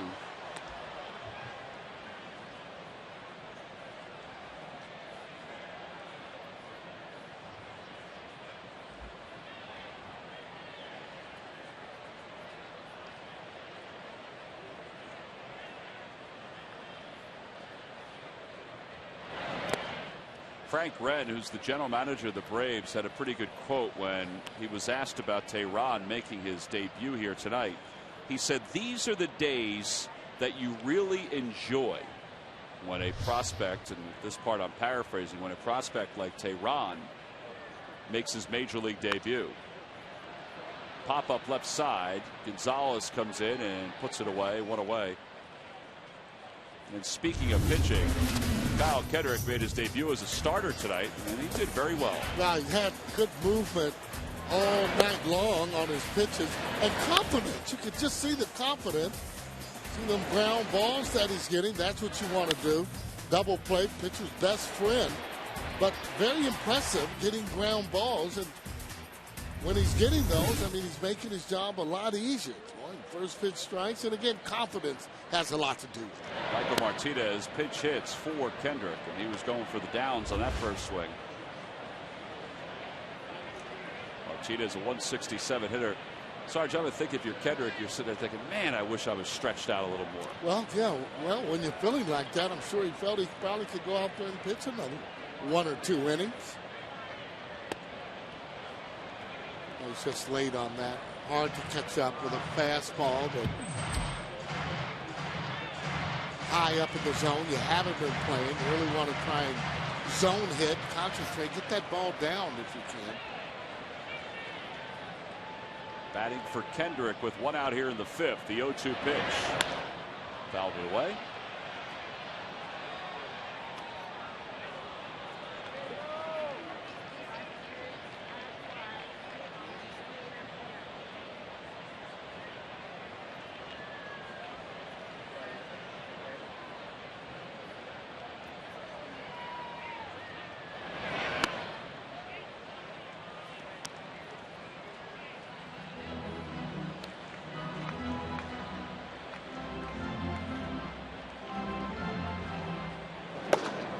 Continues to throw in the pen.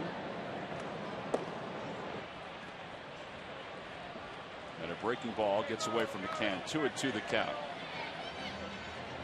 Braves have bullpen action as well behind Tehran. The farthest he's gone in a ball game this year is 8 innings, but pitch-wise, the highest pitch count is 92. George Sherrill's the lefty. Scott Linebrink is the righty. Little number.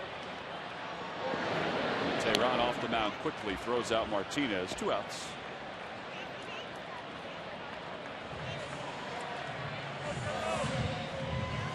Tehran's spot in the order, Sarge, is due to lead off the top of the 6th.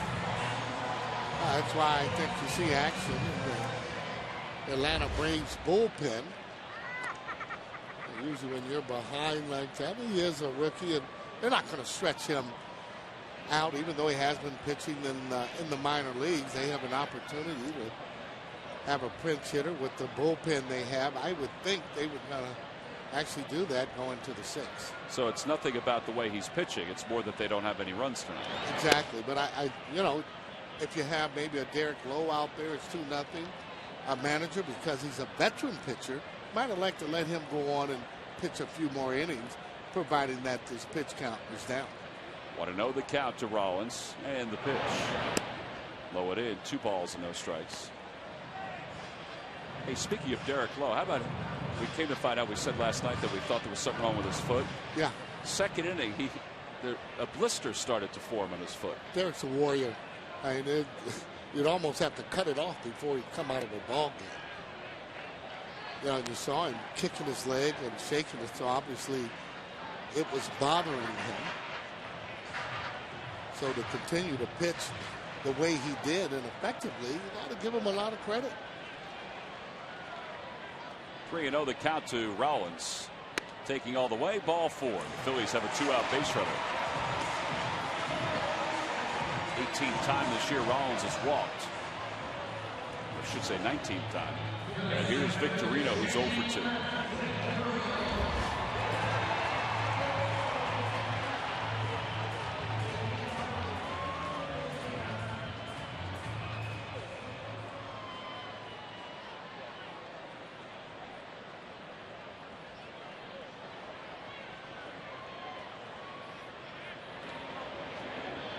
Looked like he tried to get Rollins in between steps as he threw over to first. But he was back ahead of the tag. It's not slow to the plate, not very quick. I think he's still a pitcher. If you get a jump, you'd be able to steal.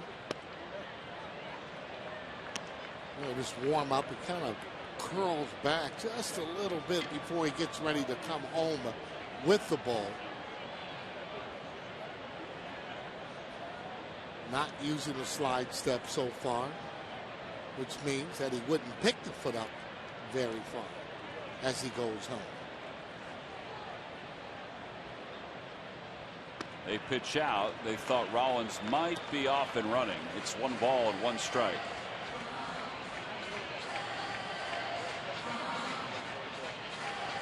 Well, it's hard to pick up a sign from a third base coach to call the pitch out, because a runner like Jimmy Rollins is on his own. He goes. Victorino shows bunt just to distract McCann.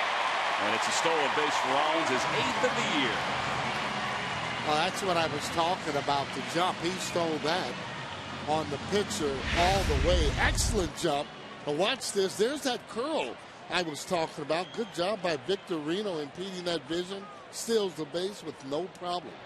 Take a look at it again. He kind of flinched a little bit, but he gets down and no problem. Even if it's a low throw, I think he would have beat it. So a runner in scoring position, a breaking ball outside, 3-1. 8th stolen base for Rollins, has been caught just once this year.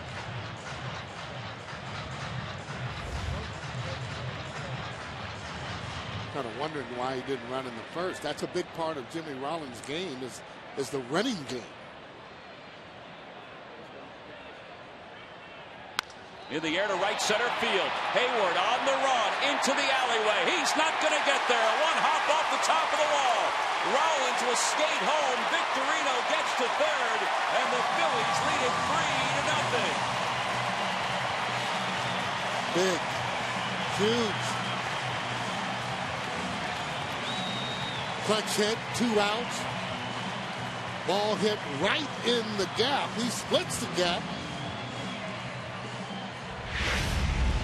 Take a look at this, foot down. Every time he hits that ball, foot's going to be down. Gets away from Hayward, nicknamed the Flying Hawaiian, as he gets into third base. Safe and secure with New York life. So the Phillies have a runner at third, a run across the plate. They lead it 3-0. And Tehran's major league debut has come to a close. He'll leave with the Phillies up 3-0. Scott Linebrink will take over for the Braves. This is an AT&T call to the bullpen here at Citizens Bank Park with the Phillies on top 3-0.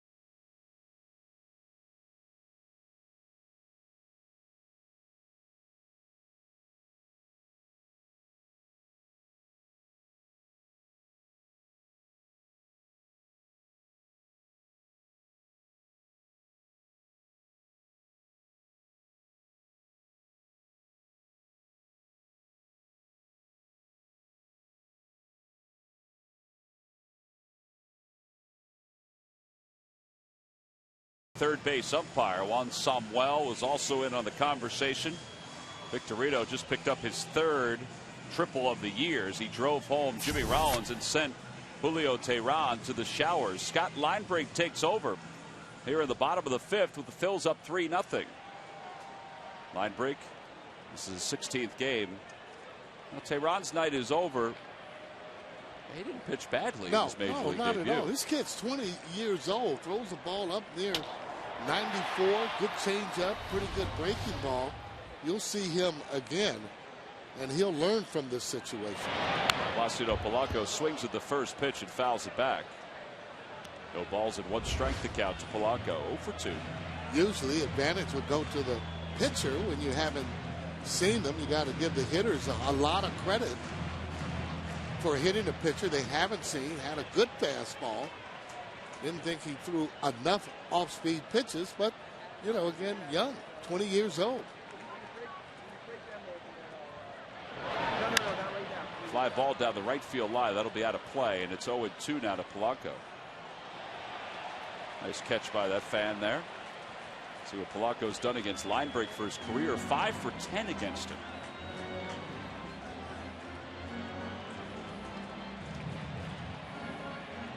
Oh, 0-2 the count.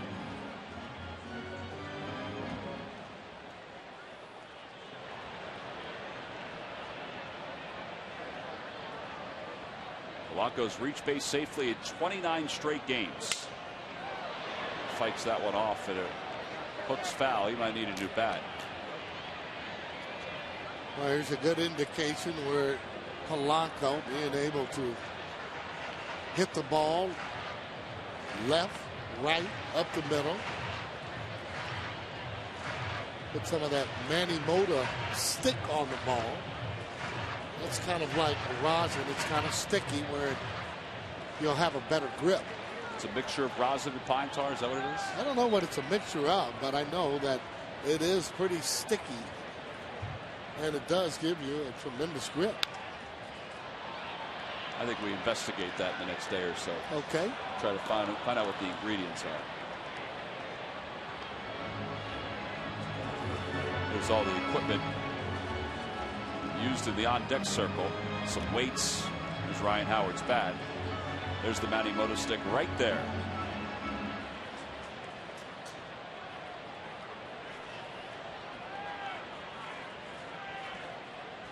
Oh, and to the count to Polanco.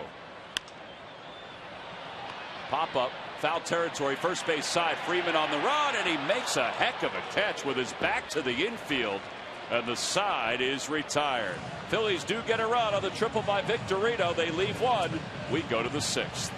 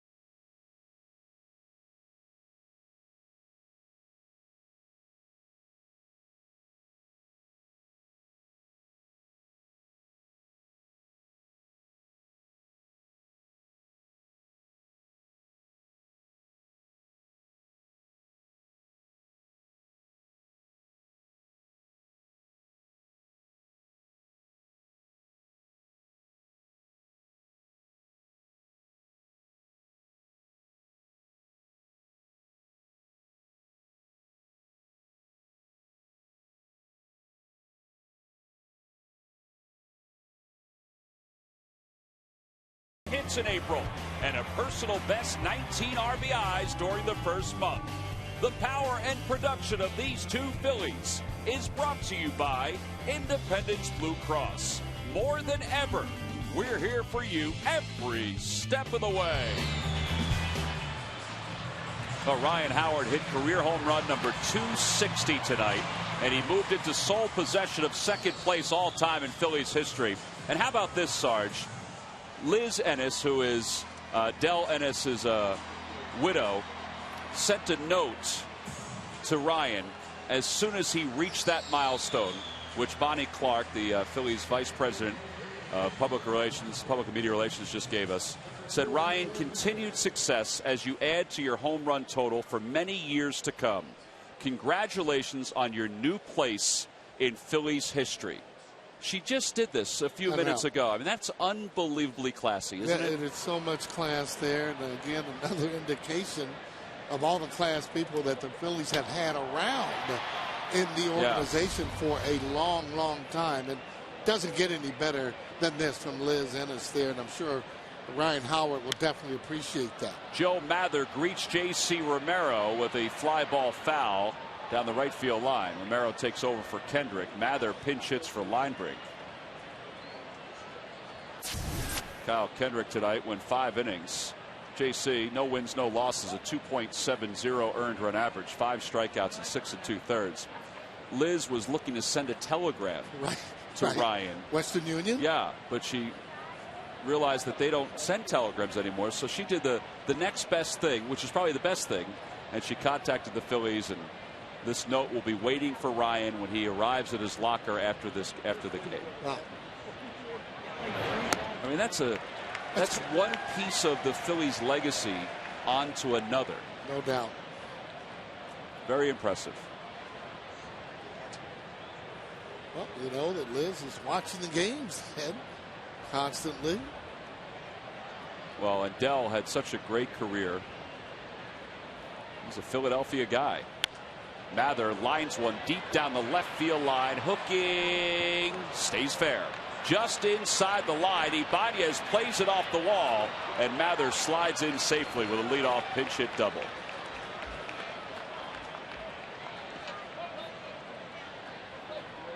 So an extra base hit for the Braves to start the inning. Top spin on this ball as he hits the ball there. Breaking ball as he hooks it. So it keeps hooking. It just gets fair. Good play, though, by Ibanez, playing that carom coming off of the wall.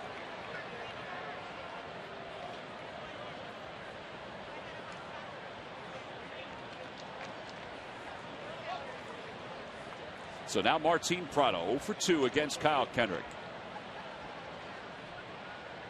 And Romero's first pitch outside 1-0.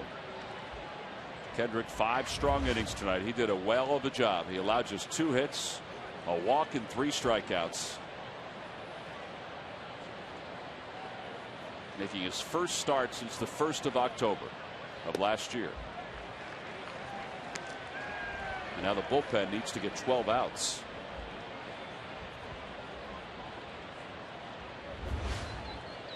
Kyle's throwing strikes, and he can't afford to pitch over the middle of the plate, which he did not tonight. He got his share of ground balls. I just thought he looked unbelievably comfortable, confident, all those things. Well, he didn't get into any trouble. Ended up getting an early run in the 2nd inning. Mathers on second with a pinch hit double. Prado's the batter, 2-1 the count, and the pitch outside 3-1. Just missed on the outside corner. Don't want to start walking hitters.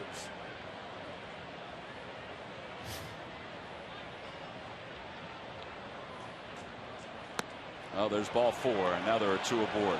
Just tried to overthrow that one. Right, Schneider's going to go out to the mound to talk to Romero with Jason Hayward due up. Nobody else is loosening in the Phillies' pen. So Romero's out there because obviously Hayward's a lefty. Chipper Jones, they'll want to flip over to the right side of the plate. McCann is due up after Jones. Hayward not hitting for an average. A guy that can hit the ball out of the ballpark is Rich Doobie, pitching coach, is called to the bullpen. Michael Stutz will start the throw. This is big right here. He needs to retire this hitter. Double play, hopefully. Fastball for a strike. It's 0-1. Hayward was taken all the way. Hayward was very patient last year in his rookie year. He walked 91 times. Wow, that's a lot of walks for a rookie.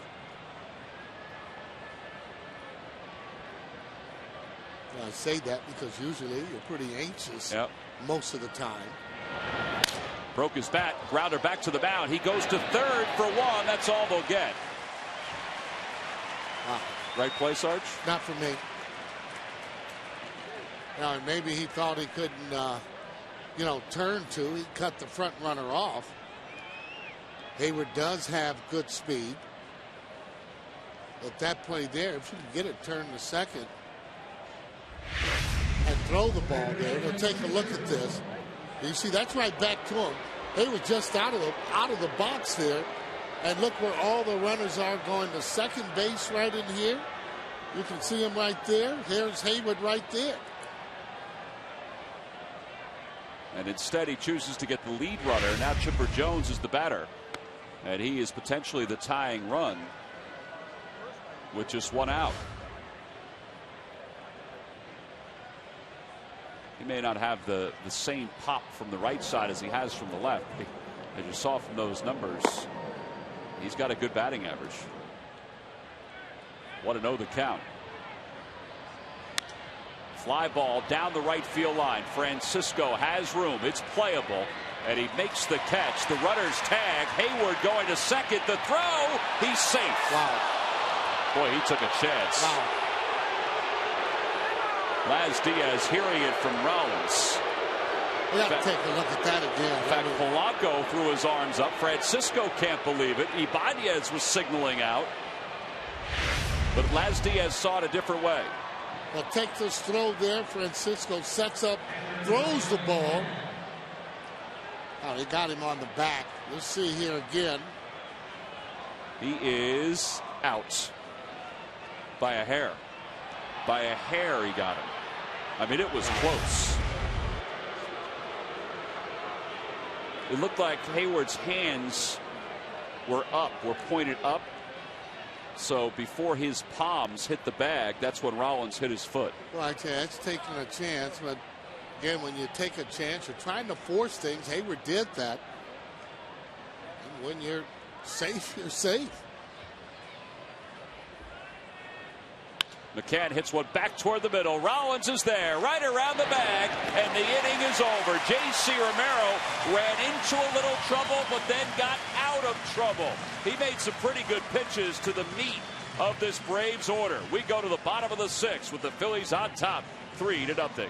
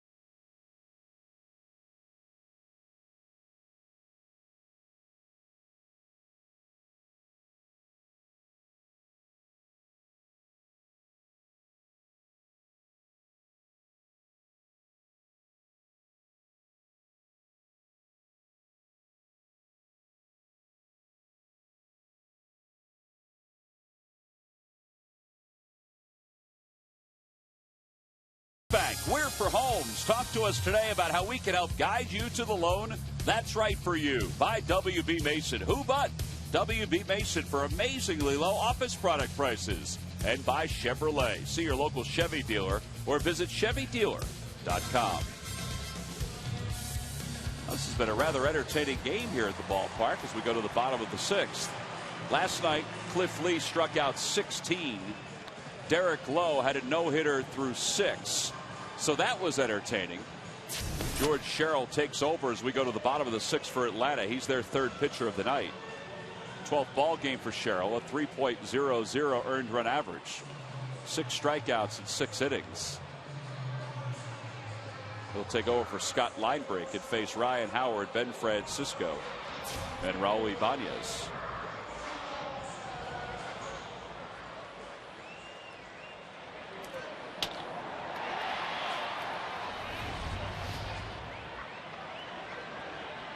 Two games tonight feature 4 teams in the National League East play against each other here in Philadelphia, down in South Florida, where the Nationals lead the Marlins by 1.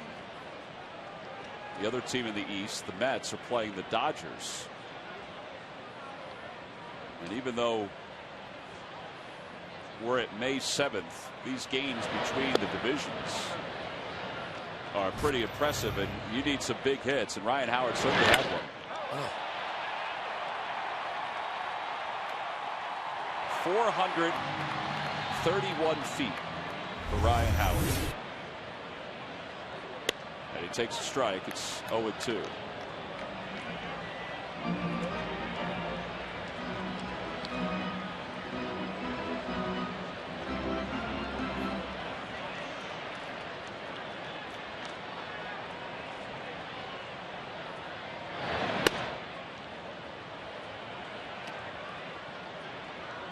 I could see why he'd be a little bit difficult to hit from the left side. He's all the way on the first base side of the rubber. So as a left-handed hitter, it almost looks like when he throws the ball, it's going to hit you right in the back.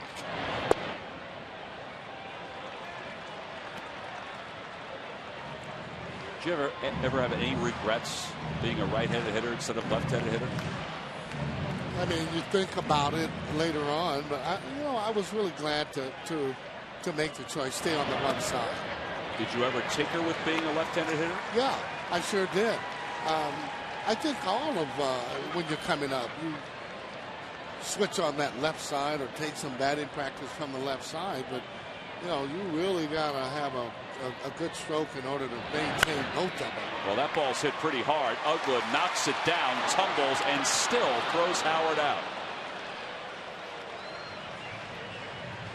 4-3 on the putout. That's a really good play. And although Howard has that long home run, he knows that there are times during the course of a season where the shift just takes a lot of hits away. Well, it sure does. As Uggla makes a good play, finds the handle on the ball and gets him. You know, but you're right. I mean, there's no telling how many hits are taken away. You're just playing conventional and straight up with everyone. That ball's all the way into right field. Actually, was in right field anyway, where Uggla was playing.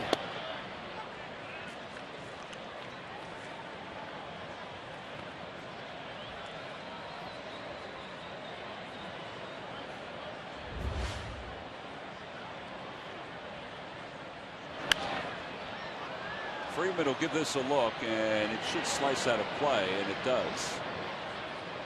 0-2 the count.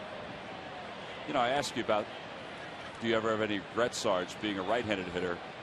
Because it seems like left-handed hitters have more trouble with left-handed pitchers than right-handed hitters have against right-handed pitchers. Yeah, and I don't think, though, left-handed that you see as many left-handed pitchers and coming up constantly like you would on the right side. Right. Is that part of it? Yeah, and then you just get used to it. But there's some left-handed hitters that, you know, they just don't give, and that have hit 300. Al Oliver reminds me of one terrific hitter, line drive hitter, left-handed hitter from both sides. Towering fly ball to right. Hayward comes in a couple of steps, and there are 2 outs. So 2-away here in the bottom of the 6th. Well, Sarge's good friend Johnny B. Baker is going to bring the Cincinnati Reds to town for a 4-game series beginning Monday, May 23rd at 7:05. That's a Hatfield Dollar Dog Night.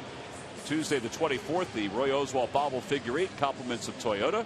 Wednesday and Thursday, night game and a day game. A Citizens Bank Business Person Special. Go to Phillies.com to purchase your tickets today. See if I can get a couple of wristbands for you when Mr. Johnny B. Baker comes into town. Well, Dusty's team lost today to the Cubs 3-2. Kosuke Fukudome had 3 hits and an RBI. Sarge brings that up because Dusty Baker always wears wristbands in the dugout as the manager. I don't think I've ever seen a manager wear wristbands except for Dusty Baker. No, I really feel he's the only one, and believe it or not, when he was playing, he'd have a picture of himself, the wristbands. Hayward into the alley. He's there, makes the catch, and Ibanez is retired. It's a 1-2-3-6 for George Sherrill. We've played 6. We go to the 7th. The Phillies lead it 3-0.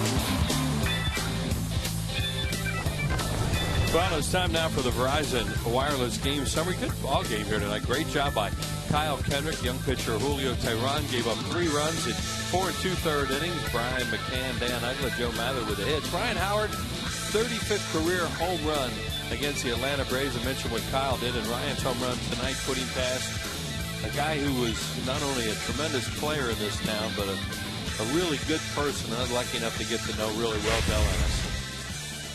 And I understand you got something from Liz, huh? Yeah, it was really neat. We talked about it before, how she sent a congratulatory note that'll be sitting at Ryan's locker as Michael Stutz takes over here in the top of the 7th.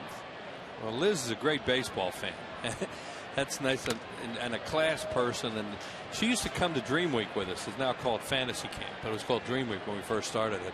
And she used to come to Dream Week with Del all the time, watch every game that Del managed, sit there in her lawn chair and just take it all in and just love baseball, and a really nice lady. And that guy right there, Tom, you'd have loved him. He quiet, and when you got him to open up and talk baseball, boy, he really could talk the game to you.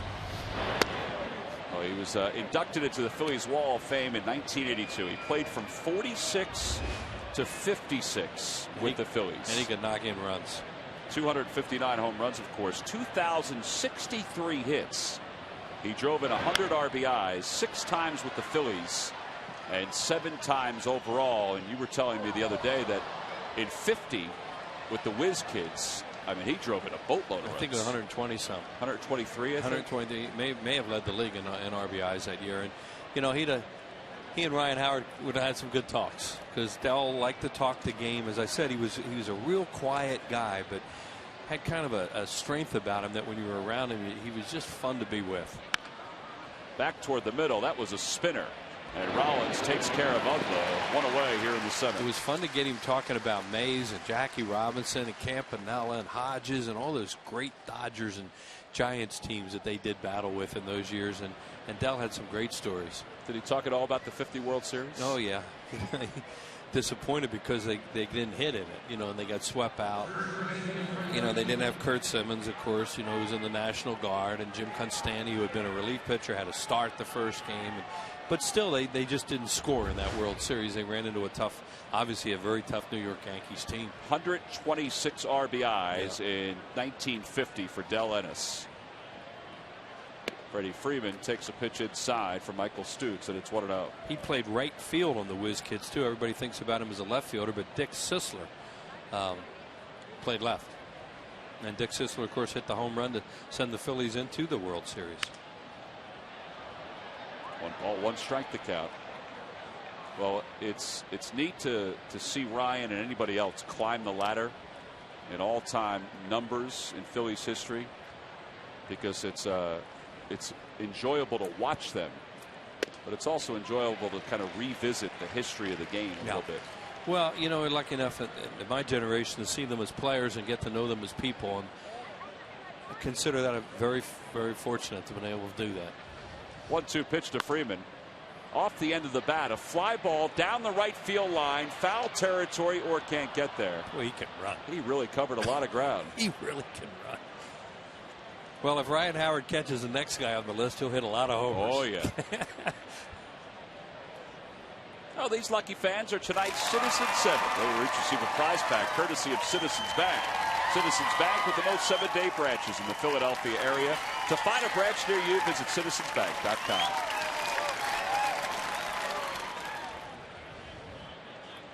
One and two the count. Stutz is set. And Freeman stays alive.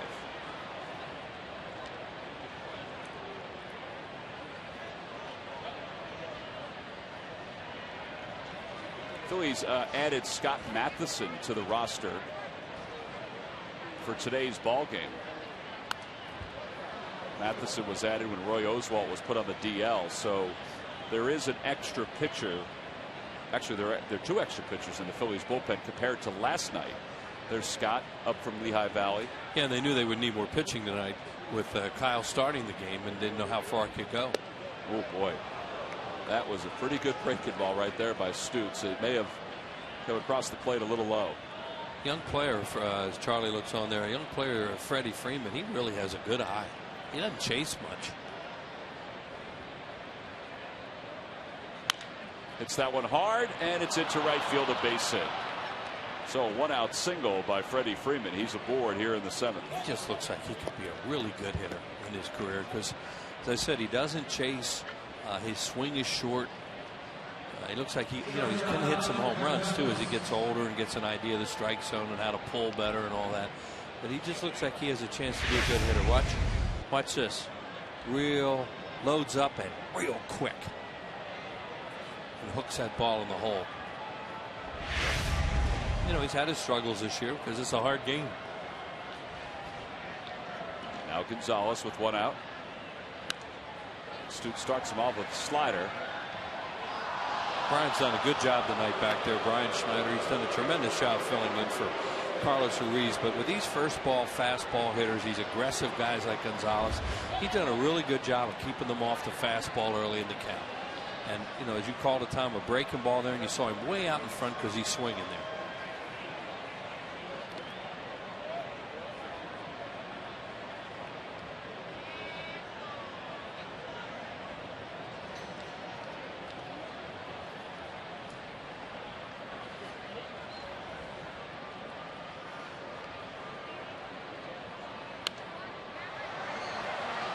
He was balanced somewhat on that pitch. It's 0-2. Yeah, he likes, he'll get a little more defensive now, and he can hit it the other way, and they're playing him that way now with 2 strikes. He likes the ball middle in at times, and he'll look there, and he can hit the ball of the ballpark. Had a big hit last night. You see Shane playing him over the other way a little bit, especially with a count this way. I'll pitch him away, maybe. Yeah. He just made a mistake.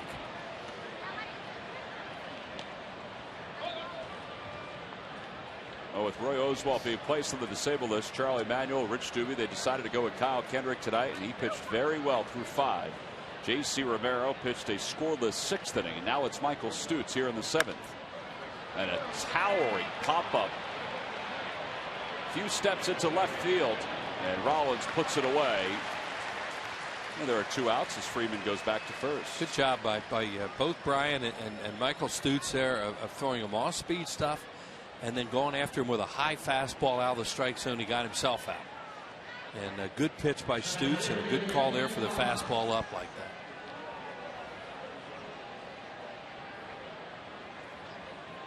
Dave McLeod, so for 2, he's flied out to center, and he's also flied to left. Conrad on deck, switch hitter, would be the pinch hitter. They only have 4 extra men tonight. And they've already used 1. Right, they're down to 3. They sent out Brandon Hicks because of Tehran starting tonight. Conrad's a switch hitter.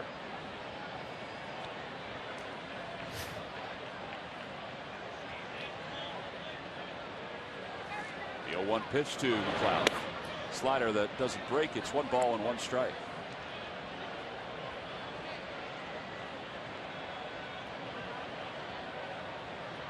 I guess it'll be Pistardo in the 8th and then Matson in the 9th.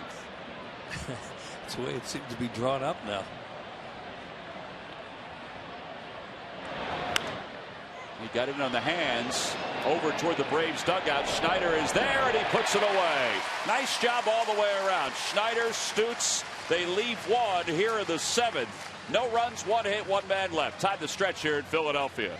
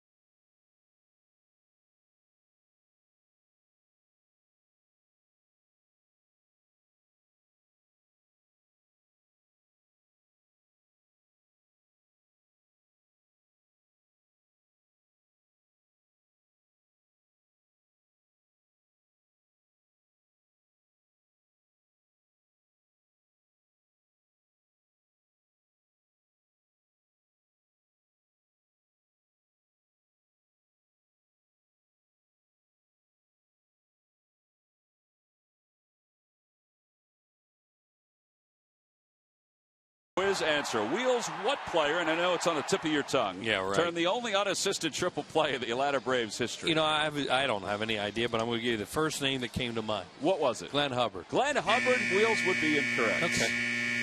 But it's a good guess. Well, you know, I want to say, Rafael Furcal, huh? August of 2003 against the Cardinals. Log back on to Phillies.com to find out if you're the winner of a Phillies prize pack. Thanks for playing Dodge. Stump the Fans. Still playing, of course, for the Dodgers. Just going through a lot of injuries the last couple of years. Yeah, a lot of back problems. George Sherrill stays in the ball game with Brian Schneider and Pete Orr due up. But Wilson Valdez has come out of the on-deck circle to bat for Orr. And as you said, Bastardo with the eighth inning. For the eighth inning, he is up. There's Valdez. Pete Orr had a tremendous at-bat tonight to get the Phillies ahead in this game. 0-2 the count to Schneider. Lays off. 1-2. Sherrill's going to basically throw fastball, curveball. He was a really good pitcher with Baltimore. Saved 3 games against the Phillies when the Orioles came in and swept them here a few years ago. And then he went to the Dodgers and really struggled. Foul tip, and Schneider is rung up. 4 straight outs recorded by Sherrill. So it's taking over in the 6th. And Valdez will indeed bat. John Mayberry comes out in the on-deck circle. Let's see what Freddie Gonzalez decides to do. He's walking up the stairs. He's got the blue lineup card in his hand. And he's going to make a double switch. Yeah, he has that many players, as we said, so he has to double switch here and stay away from the pitcher spot. Brooks Conrad had been in the on-deck circle as the inning came to a close. Would he double switch with McLeod or Freddie Freeman? He's got a right-hander coming in. We'll let you know who the new position player is here at the bottom of the 7th.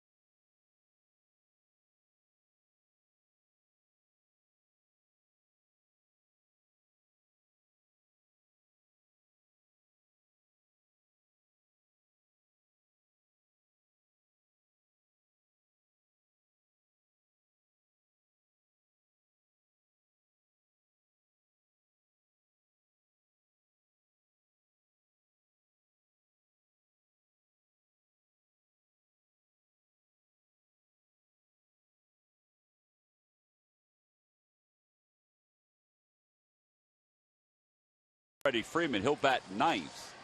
The new pitcher is right-hander Corey Gearin in his 6th ball game. He'll bat in Freddie Freeman's spot, which was the 6th hole. So Gearin on because Wilson Valdez was just introduced as a pinch hitter. Valdez will stay in the ball game. And you wonder if Charlie Manuel will use Ross Gload instead of John Mayberry, since there's no left-hander loosening up in the pen for the Braves. O'Flaherty and Venners pitched last night. Now they can pitch again tonight if they have to. But Mayberry's out on the on-deck circle. Valdez has already been introduced, so he'll bat.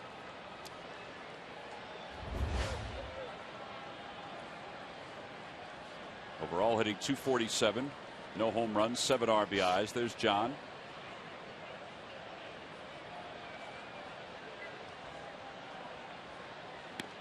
Oh, that's funky. His body comes forward and then he kind of releases 3/4. I said that's funky. Yeah. His delivery. Whoa. And that thing was running all over the place and it fooled McCann and he caught it in the in the spot of the glove that had to hurt his hand. Scouting report says 3/4. That's less than 3/4. That's I don't know what it is. It's not submarine, but it's down. 1-1 the count to Valdez. Phillies trying to even up this series. They're 5-2 on this homestand. On the outside corner, same spot, 1-2. Well, when you have that kind of delivery, you're going to throw sinkers. Ball almost has to sink from that delivery. And he throws his sinker between 87 and 92, according to the reports. Also has a slider and a change, but the sinker is his out pitch. There's the slider. Chopper to third base side. Chipper Jones cuts it off and throws Valdez out 2-way. Talked about Pete Orr's at bat earlier. What a tremendous at bat this was to get the Phillies a run. A runner at third, 10 pitches, and he saw everything from Tehran. He threw fastballs, breaking balls, change-ups, changed location on his fastball there. Pete fought that one off, fights another fastball off, breaking ball there, curveball. I think they went back-to-back. Yeah, another one. And that curveball he hit foul, and a fastball up he took. Finally hit a 3-2 change-up to second, busted out of the batter's box. Brian Schneider got after Gonzalez a little bit at second, and they got a run and led 1-0 and have led the game ever since. So Ross Glode will pinch hit for Michael Stutz here at the bottom of the 7th. And that ball went past McCann. Well, went past Glode, McCann, and hit the foot of John Hirschbeck. You can't catch this guy. I mean, he got him on the first pitch, and now, as you said, Tom, McCann missed one. And a little umpire courtesy right now. He's going to go out there and have a chat, because umpires don't like that. And he knows he didn't do it on purpose. It's a sinker. He misses it. Oh, he goes right off his knee, off the shin guard. Well, fortunately, he has the shin guard there. Because if it hit the foot, which is what I thought at first, there's really no protection there. And umpires really depend on the catchers protecting them. Glode lines one to left field, a base hit. He just served it right into left. Opposite field pitch hit single. The Phillies have a base runner. It gives Rollins a chance to bat here in the bottom of the 7th. Jimmy had kind of an impatient at bat earlier in the game. That was in his second at bat. And then in the fifth inning, in his third at bat, very patient, got on, stole second, scored on Shane's triple to right center, and gave the Phillies another run. And now with 2 away, Glode will lead off first. Rollins again will bat left-handed, which is what he's done all night.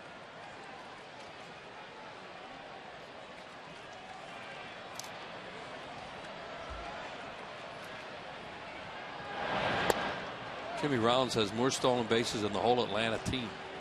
I was looking at that today. I was very surprised, and I guess I shouldn't be, that Atlanta has been limited to just 5 this year. But if you go through their lineup, they don't have a lot of speed. Right. Ground ball right side. Ugla waits back on it and throws Rollins out, and the side is retired. No runs, 1 hit, 1 man left for the Phillies. We've completed 7. Antonio Bastardo coming in to pitch the 8th.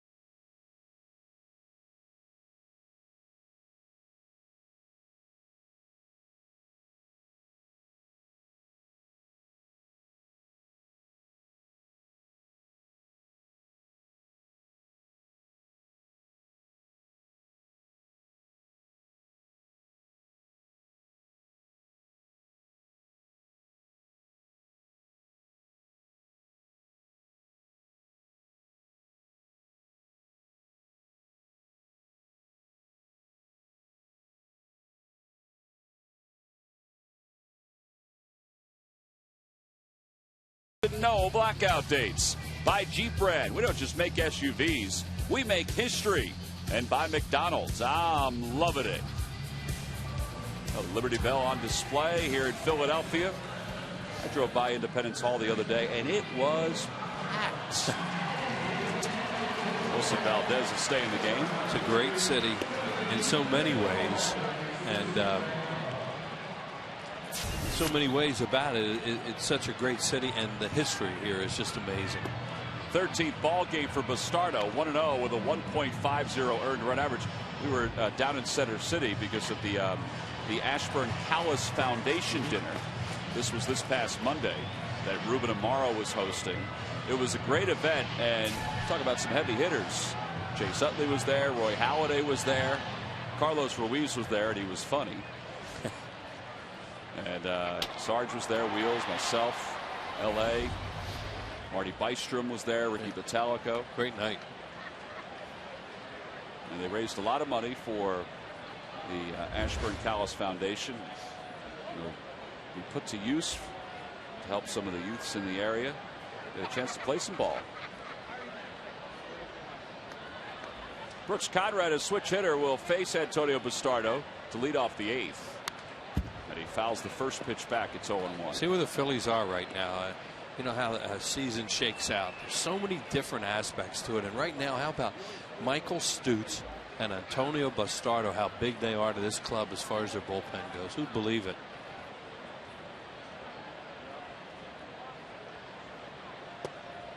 Little low, and it's 1 ball and 1 strike.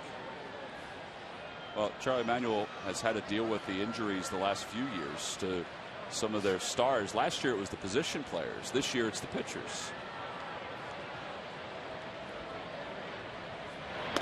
And a guy like Wilson Valdez, or let's say Juan Castro, I mean, they emerged last year.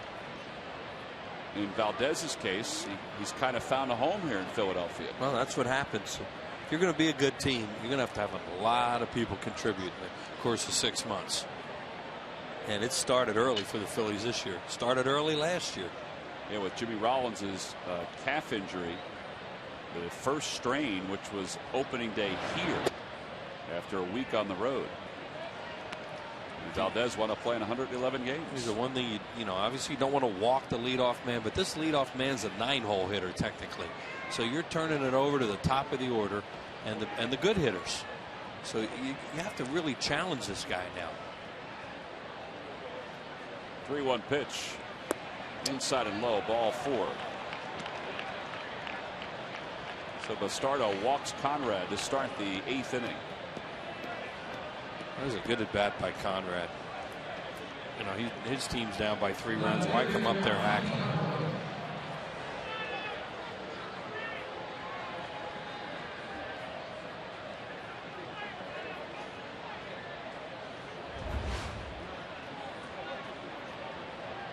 Prado's 0 for 2. He's grounded to second twice tonight. Walked his last time up. And there's a strike, and it's 0-1. And Prado was taken all the way. Prado likes to hit the ball the other way, and they're playing him that way towards right center. Big alley in left center. All the room he has in the gap in left center, trying to take some of that away in right field and right center field.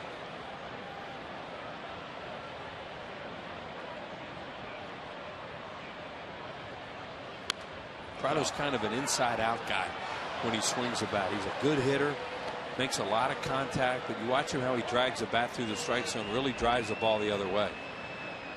Pretty happy there in that suite, huh? Where's he going? No telling. He gone. 0-2 the count to Prado. Bastardo ready. Schneider blocks it. Conrad was taken off and then stopped. Good play by Schneider. And you saw Schneider call for a breaking ball there and then put his glove flat in the ground, say, okay, I want it, but I want you to keep it down and trust me back here. And as you said, Tom, he did a nice job blocking it to keep the double play in order, keep Conrad at first.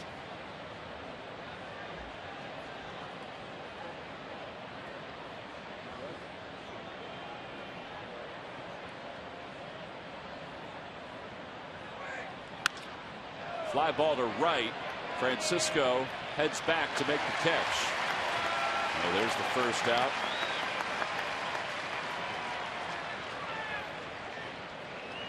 And Bastardo will now face the left-handed hitting Jason Hayward with Conrad over at first. Well, this is, as we laid it out at the beginning of the series, a battle of two very good starting staffs. But as it turns out, even with the injuries the Phillies have sustained in their bullpen, with Brad Lidge and Jose Contreras, it's a battle of two pretty good bullpens, too. And the Phillies knew they're going to need 12 outs out of their bullpen after Kyle Kendrick gave them the solid 5 in there. Hayward got that one on his hands, and Rollins out in shallow center makes the catch. That's a good pitch by Bastardo. Either that or it was an impatient swing by Hayward. Yeah, I think it's a combination. And he gets the out on it. Hayward is a pretty patient hitter, and maybe he went up there, looked first ball, fastball. He got a fastball. It was up a little bit, and he kind of jammed himself there. And the ball had some good action. 2 outs for Chipper Jones. Maybe a little late life, that he didn't anticipate. Jones is 0 for 3. High fastball, 1-0. Well, this night began with Kyle Kendrick throwing 5 scoreless innings in place of Roy Oswalt in this spot start.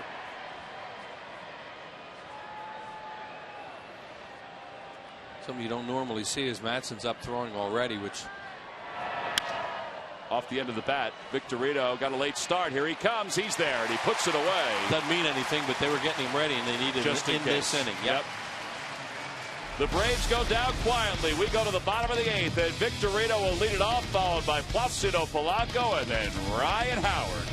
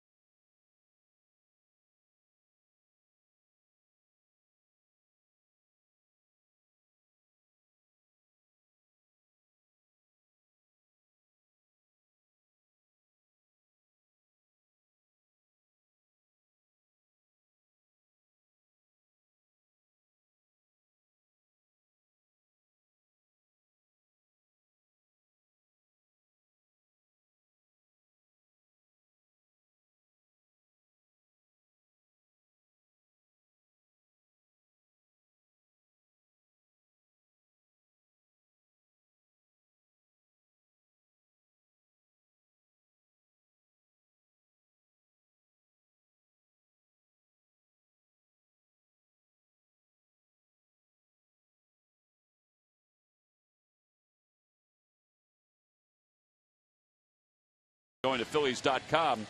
Well, Ethier 0 for 3 with a walk tonight in that game against the Mets. And he has a 30-game hitting streak on the line. Franchise record is 31 by Willie Davis, the great Willie Davis, back in '69. And it's a 2-2 game between the Mets and the Dodgers. That one's gone to the top of the 7th. Like a Willie Davis run. And another guy on that team named Tommy Davis, who won 2 batting titles, consecutive batting titles. Victorino leads it off against Guerin here in the bottom of the 8th.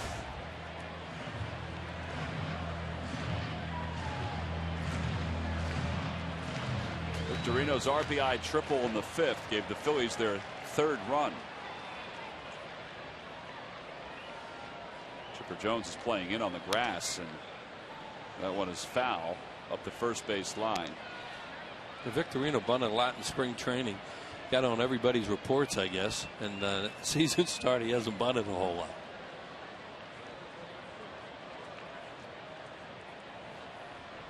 Well, they cheat in like that. That's good.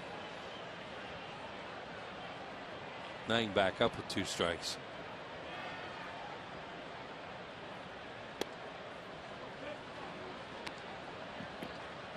See, Jones is still in a little bit.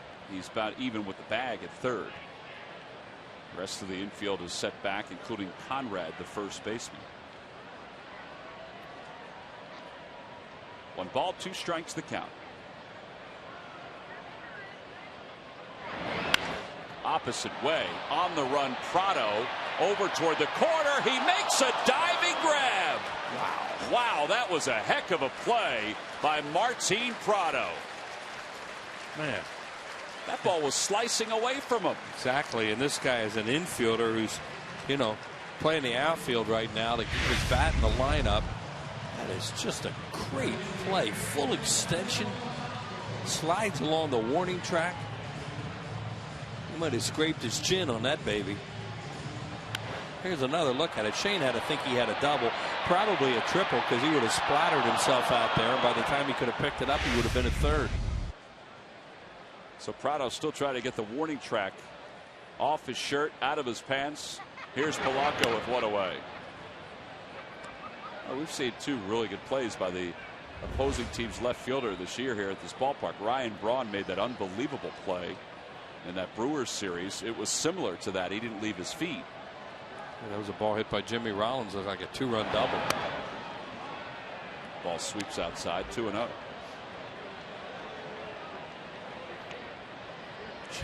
Victorino, and he saw the whole thing. He's looking right at it. How do you catch that thing?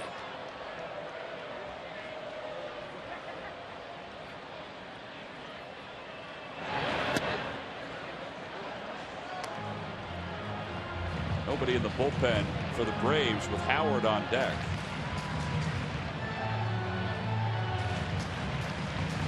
Ryan Matson's in the bullpen for the Phillies. Yeah, he was up last inning in case they got to Ugly.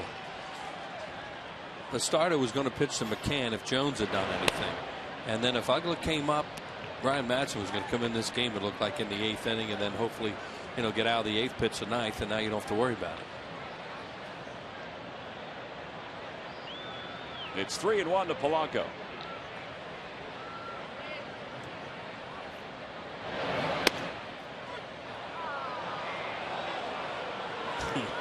He thought that was a little high. Well, he has had a pitcher-friendly John Hirschbeck strike zone. Consistent, though. Yep. 3-2 the count. Inside, ball 4. That one was high. Hey, stay tuned for John Clark and Mike Missinelli. After the ball game, they'll have all the highlights, insights, plus Marty Bystrom's clubhouse interviews. The Phillies postgame show live from Sugar House Casino. That mean we're going to be on it too? We are going to be on it. Not from Sugar House Casino, though. Saw you on there. Saw you there. We were wearing the blue jackets in that shot. We're wearing the red ones tonight. Yeah. And the blue sweater. And the blue sweater. Maybe we'll cover up the blue sweater. Maybe we won't. 1 out for Howard, who's 1 for 3. Wind really died down after that front or whatever that squall was and went through early in the game. And, it's cool right now, but not uncomfortable the way it was earlier. Opposite way.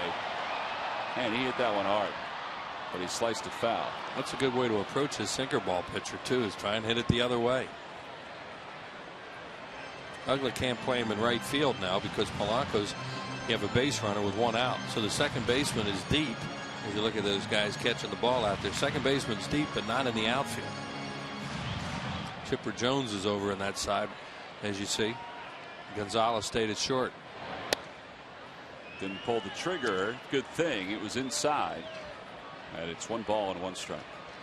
Last time up, Ryan hit a ball that right now will be hit. And Ugly picked him and made a heck of a play.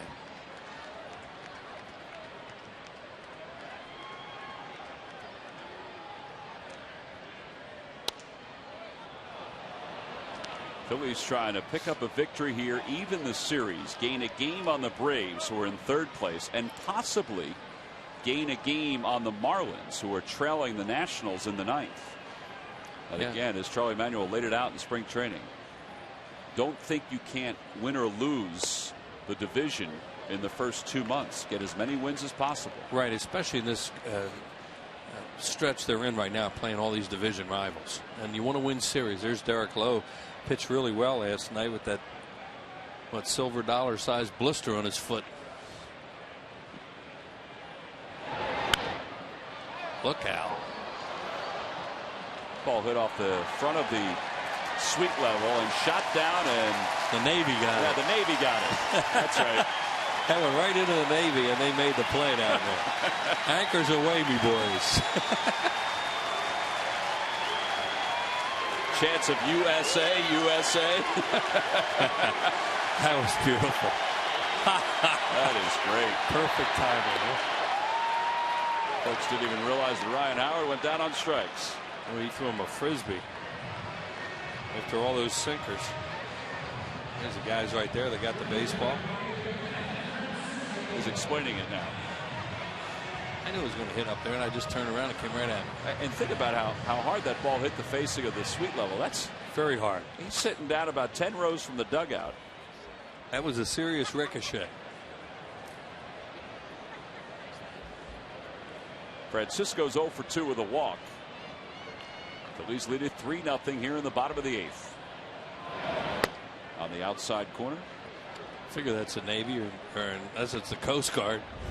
No, I think that's the Navy. I think it's a Navy too. Coast Guard base right across the river here. Gloucester City.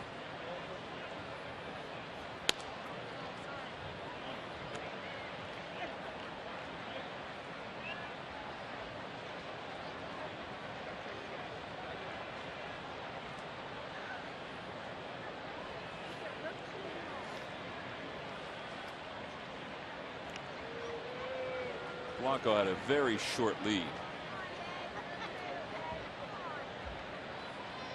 On the Toyota Major League scoreboard, the Nationals have added another run at the top of the 9th, so they lead at 5-2. Ian Desmond, 2 hits, including an RBI and a triple. Only 2 hits for the Fish tonight. 1-2 the count.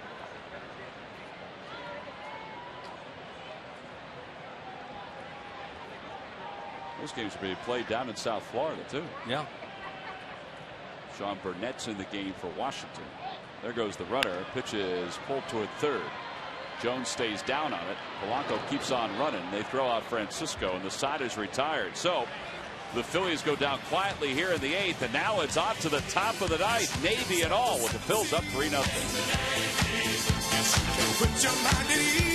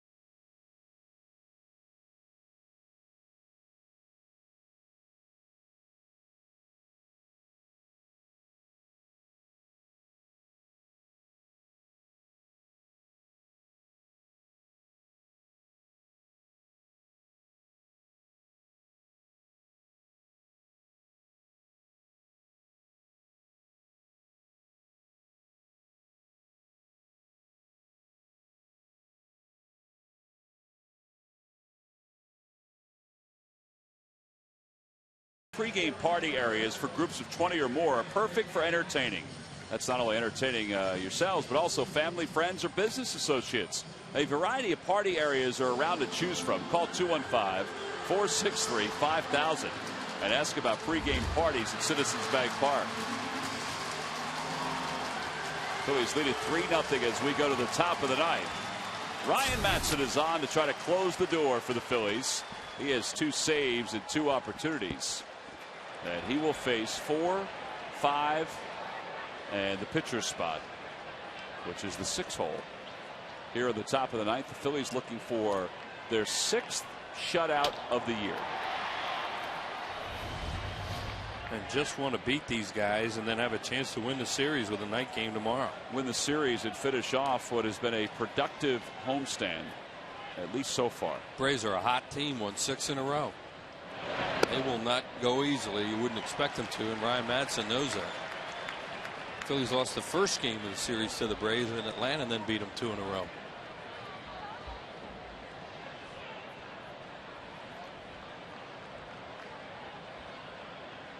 Swing and a miss, and it's 0-2.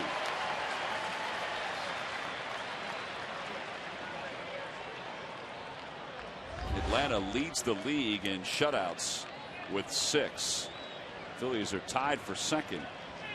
Milwaukee has 5. The Phils have 5. And McCann serves it foul. They have broken his bat. He did.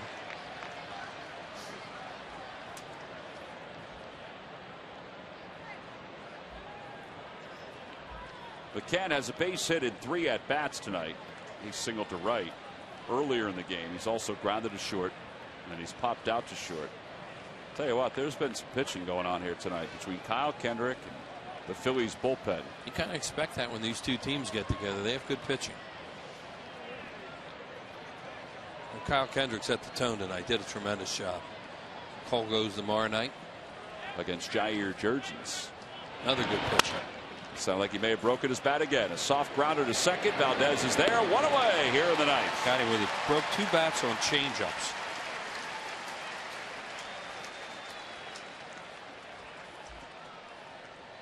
So McCann will have to go to a fresh batch tomorrow. Tomorrow is a night game. It's Sunday Night Baseball here for the 2nd straight weekend. So Dan Uggla will bat with 1 out. Uggla has 26 at-bats against Madson. It's the most among any of the Braves. Well, they saw each other a few times with Florida, that's for sure. It's just surprising that he has so many more than Chipper Jones, Brian McCann, you know, guys like that.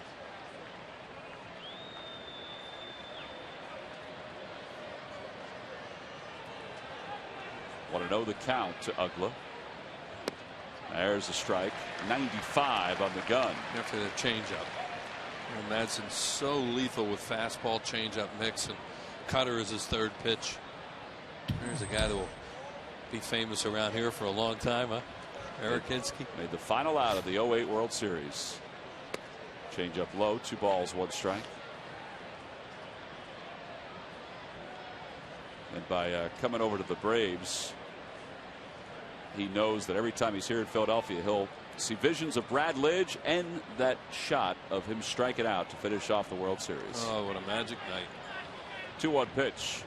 Fastball at the knees, 2-2. There it is. There's the matchup. Threw him that slider and got him to swing at it. On a cold night here at the ballpark. Didn't feel like it, though, did it? No, it didn't. And then Brad Lidge was overwhelmed by his teammates. 2-2 the count. Swing and a miss. Another changeup. Uggla's down on strikes. 2 outs here in the ninth. Boy, they do a great job there. Madson and Schneider going back and forth, fastball, changeup, changeup, changeup, fastball. Yeah. Tremendous job on Uggla there. Hinsky has never faced Madson. At least in the regular season. Right. The infield is back. The first pitch fouled off Schneider. And you might recall this night. I'm sure it's embedded in everybody's mind.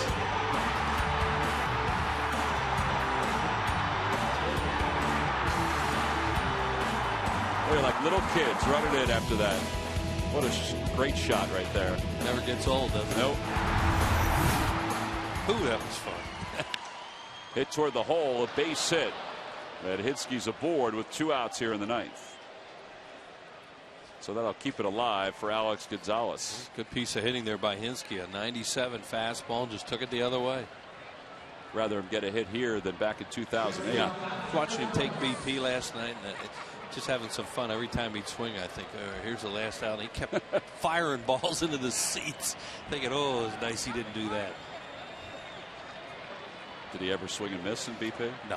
So you never did the Wheeler? I won't do that again. Alex Gonzalez is the hitter. And Gonzalez takes a changeup low, 1-0. Toughest out of the game to get right now. Battled all night to get to this point. Doesn't matter what level you're on. See Gonzalez's numbers against Matson. The count is 1-0. The Phillies lead it 3-0. Runner at first. There goes Hinsky. Broke his bat. Grounder toward third. Look out, Polanco. The bat went right by his head. He throws across the diamond in time to get Gonzalez. And the Phillies have recorded their 6th shutout of the year as they even up this series at a win apiece. How about the concentration of Placido Polanco on that play, Tom? That was a great play with that barrel coming at him. He was ducking as the bat was going by him. Look when the Phillies got their 6th shutout last year, May 29th. So here on May 7th, the Phillies pick up their 6th shutout. But it was a challenge, including the final out. Look at this. I mean, he really has to concentrate. He knows that barrel's coming right at him. And pieces are flying around him. Yeah, that was a really good play by Placido Polanco to end this baby. Ryan Howard, he had a big night. His 260th career home run helped the Phillies to a 3-0 victory. Outstanding effort by Kyle Kendrick, who went the first 5. He got the win. He's now 2-2. And he deserved the victory tonight. And our W.B. Mason delivery of the ball game, a little history here at the Yard. Yeah, Ryan Howard moves into the second in the all-time home run list in Phillies history, passing the great Del Ennis on that long home run off the young right-hander Julio Teheran, making his first major league appearance, and a long homer for Ryan. So Ryan Howard with the home run. He's part of the victory tonight, and that means he's also part of the show as he's down on the field with Sarge. Sarge, take it away. Hey, guys, thanks a lot. Well, looks like you guys are 3 games up there on Florida. If they've lost that game, what does that mean, though, for the club? To play this well against their teams in the East, you need 1 more game, however. I mean, you take them as soon as they come. Right now, we've got a big streak, I guess, coming up against all the NL East teams, and you want to try and put as much ground in between as possible. Well, you just passed Del Ennis, 260 home runs you have. What does that mean for you? Have you given it any thought at all? I mean, I guess I just found out. So, I mean, it's a great accomplishment. I've been very blessed to be in the position that I'm in and to be able to accomplish what I've accomplished. So, I mean, it's a great honor to be up there and to be in second place. Well, Mrs. Ennis, Liz Ennis, actually sent you a note when you hit the home run. I'm going to read it to you and have you go on and respond, but it says, continued success as you add to your home run total for many years to come. Congratulations on your new place in Phillies history, Liz Ennis. Oh, well, thank you very much, Miss Ennis. Thank you.